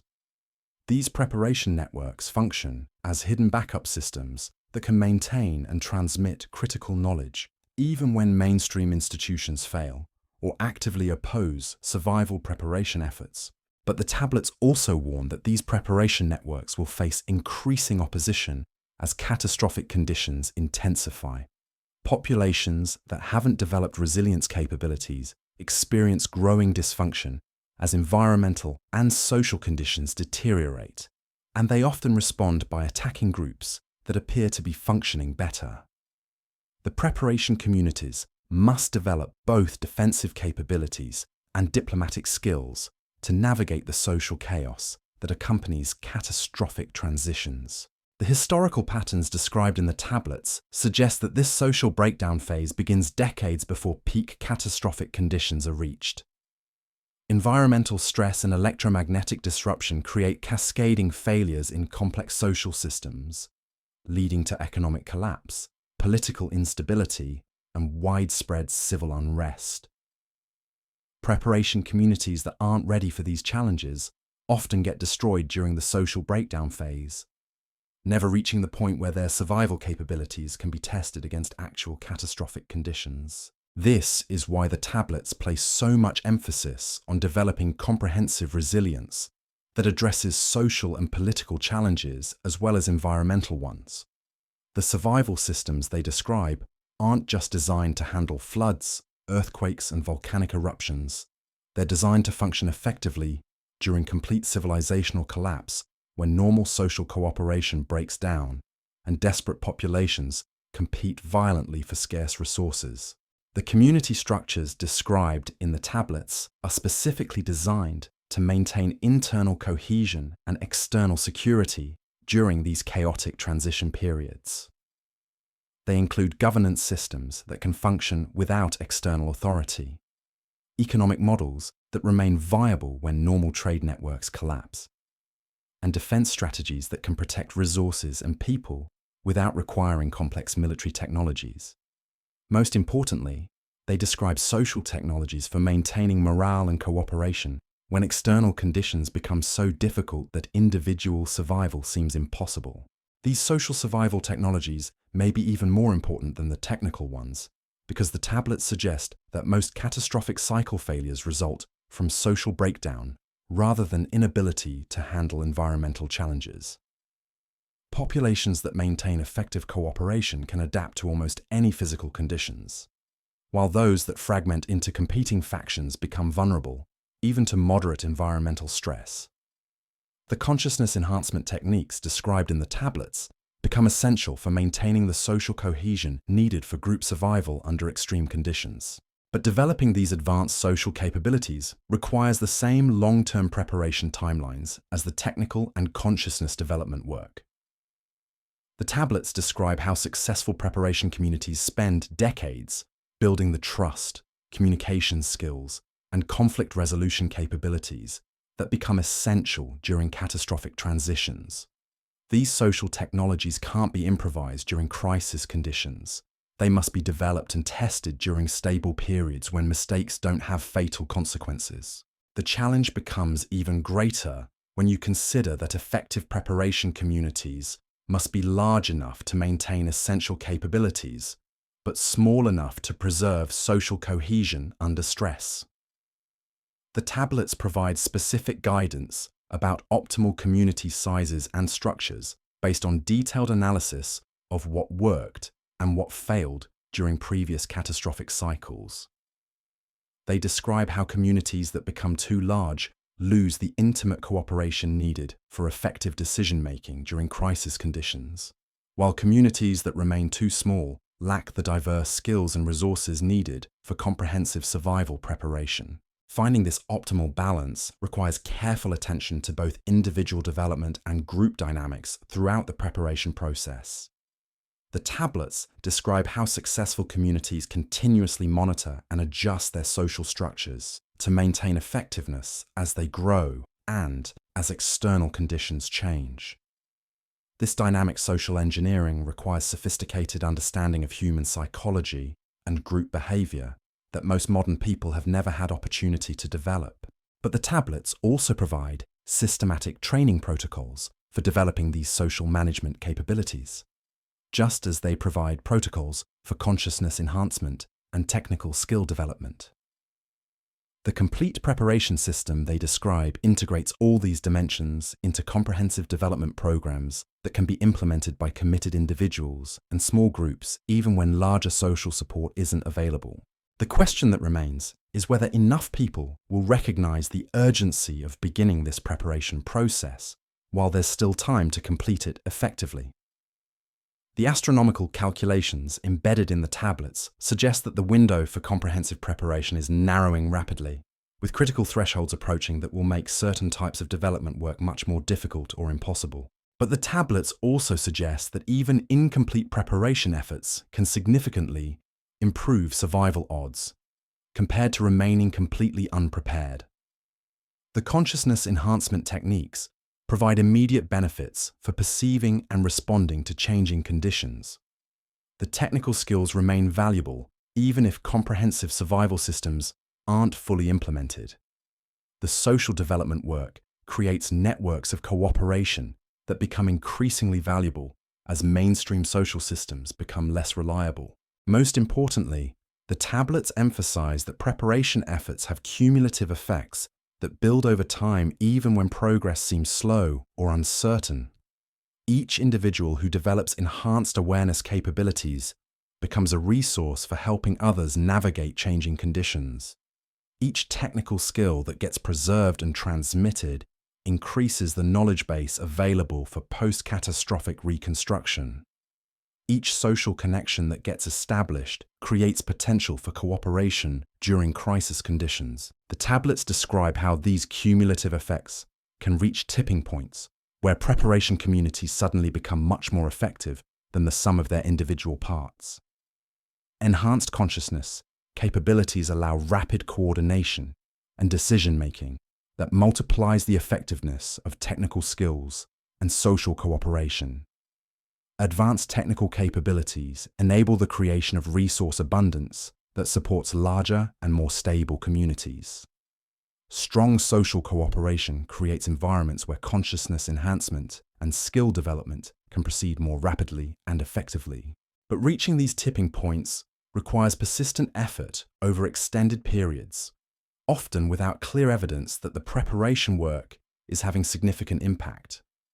The tablets acknowledge the psychological challenges of maintaining motivation for long-term preparation when the benefits remain largely theoretical and the social environment provides little support or recognition for such efforts. They provide detailed guidance for maintaining morale and commitment during these extended preparation periods, including techniques for finding meaning and satisfaction in the development work itself, rather than depending on external validation or immediate practical benefits. They describe how to create internal reward systems that sustain motivation even when progress seems slow or uncertain. and how to build community support networks that provide encouragement and feedback when mainstream society offers only skepticism or ridicule. But perhaps most importantly, the tablets emphasize that the preparation work has intrinsic value, regardless of whether catastrophic conditions actually manifest as predicted. The consciousness enhancement techniques improve quality of life and effectiveness under any conditions. The technical skills provide greater self-reliance and resilience in the face of normal life challenges. The social development work creates deeper and more meaningful relationships that enrich human experience regardless of external circumstances. This intrinsic value makes the preparation work worthwhile, even for people who remain skeptical about the catastrophic predictions embedded in the tablets. The development programs they describe create comprehensive human enhancement that benefits individuals and communities under any circumstances, while also providing insurance against low probability but high impact catastrophic events. The tablets suggest that this dual benefit structure was deliberately designed by their creators, who understood that effective preparation for rare catastrophic events requires development programs that provide immediate benefits under normal conditions. People won't sustain long-term preparation efforts unless those efforts improve their lives in tangible ways before any catastrophic conditions manifest. But they also warn that this immediate benefit focus can become a trap if it prevents people from developing the more advanced capabilities that become essential during actual catastrophic conditions. The tablets describe how some preparation communities became so focused on optimizing their lives under normal conditions that they failed to develop the crisis-specific capabilities that successful catastrophic navigation requires. Avoiding this trap requires maintaining clear focus on the ultimate purpose of the preparation work, while also appreciating its immediate benefits. The tablets provide guidance for sustaining this dual perspective throughout extended preparation periods, including techniques for regularly reconnecting with the long-term goals that justify the effort, while also celebrating the immediate improvements that make the work intrinsically rewarding. And this brings us to perhaps the most profound realization embedded in these ancient warnings. The approaching catastrophic cycle isn't just a threat to be survived or an opportunity to be seized. It's a test of human wisdom and maturity that will determine whether our species continues to repeat destructive cycles or finally develops the capabilities needed to transcend them permanently. The tablets suggest that the cosmic forces which trigger catastrophic cycles serve as periodic evolutionary pressures that test whether human consciousness has developed enough to handle the enhanced capabilities that become available during these transition periods. Populations that pass the test emerge with abilities that allow them to create sustainable civilizations that can maintain balance with natural systems. Those that fail either destroy themselves with enhanced capabilities they aren't wise enough to use responsibly, or lose those capabilities and return to primitive conditions that make them vulnerable to the next catastrophic cycle. Our current situation represents a unique historical moment because we possess both the technological capabilities and the preserved knowledge from previous cycles that could allow us to pass this test more completely than any previous civilization. But we also face unprecedented challenges because the scale of our technological development and environmental impact creates potential for both beneficial and destructive outcomes that far exceed anything previous populations encountered. The outcome depends entirely on whether we can develop the wisdom and ethical maturity needed to use enhanced capabilities responsibly, combined with the practical skills and social cooperation needed to navigate the transition period successfully. The tablets provide comprehensive guidance for this integrated development, but they also emphasize that success requires beginning the preparation process immediately and sustaining it through whatever challenges emerge during the years ahead. The cosmic forces described in these ancient warnings are already in motion, building toward the critical thresholds that will test everything we think we know about human potential and survival. The mathematical precision embedded in 12,000-year-old calculations is manifesting in our current reality with accuracy that should make every rational person take seriously the possibility that these tablets contain essential information for our species' future. The floodwaters aren't just rising again. They're approaching levels that will determine whether human civilization emerges from the coming crisis with capabilities that transcend anything we've achieved before, or whether we join the countless civilizations that these tablets describe as having failed the test of cosmic transition. The choice is ours, but the window for making that choice is closing faster than anyone wants to admit. The voices that carved these warnings into clay 12,000 years ago understood cycles we've forgotten and witnessed transformations we can barely imagine. They went to extraordinary lengths to preserve this information through one complete cosmic cycle, believing that future generations would be wise enough to heed their warnings and prepare for the return of forces that had already reshaped their world once before. Whether their faith in our wisdom was justified depends on what we do with the time that remains, because according to their calculations, verified by modern astronomy and confirmed by mounting evidence all around us, that time is running out faster than we ever dared to believe. The great test is beginning. The question is whether we'll be ready when it reaches its peak.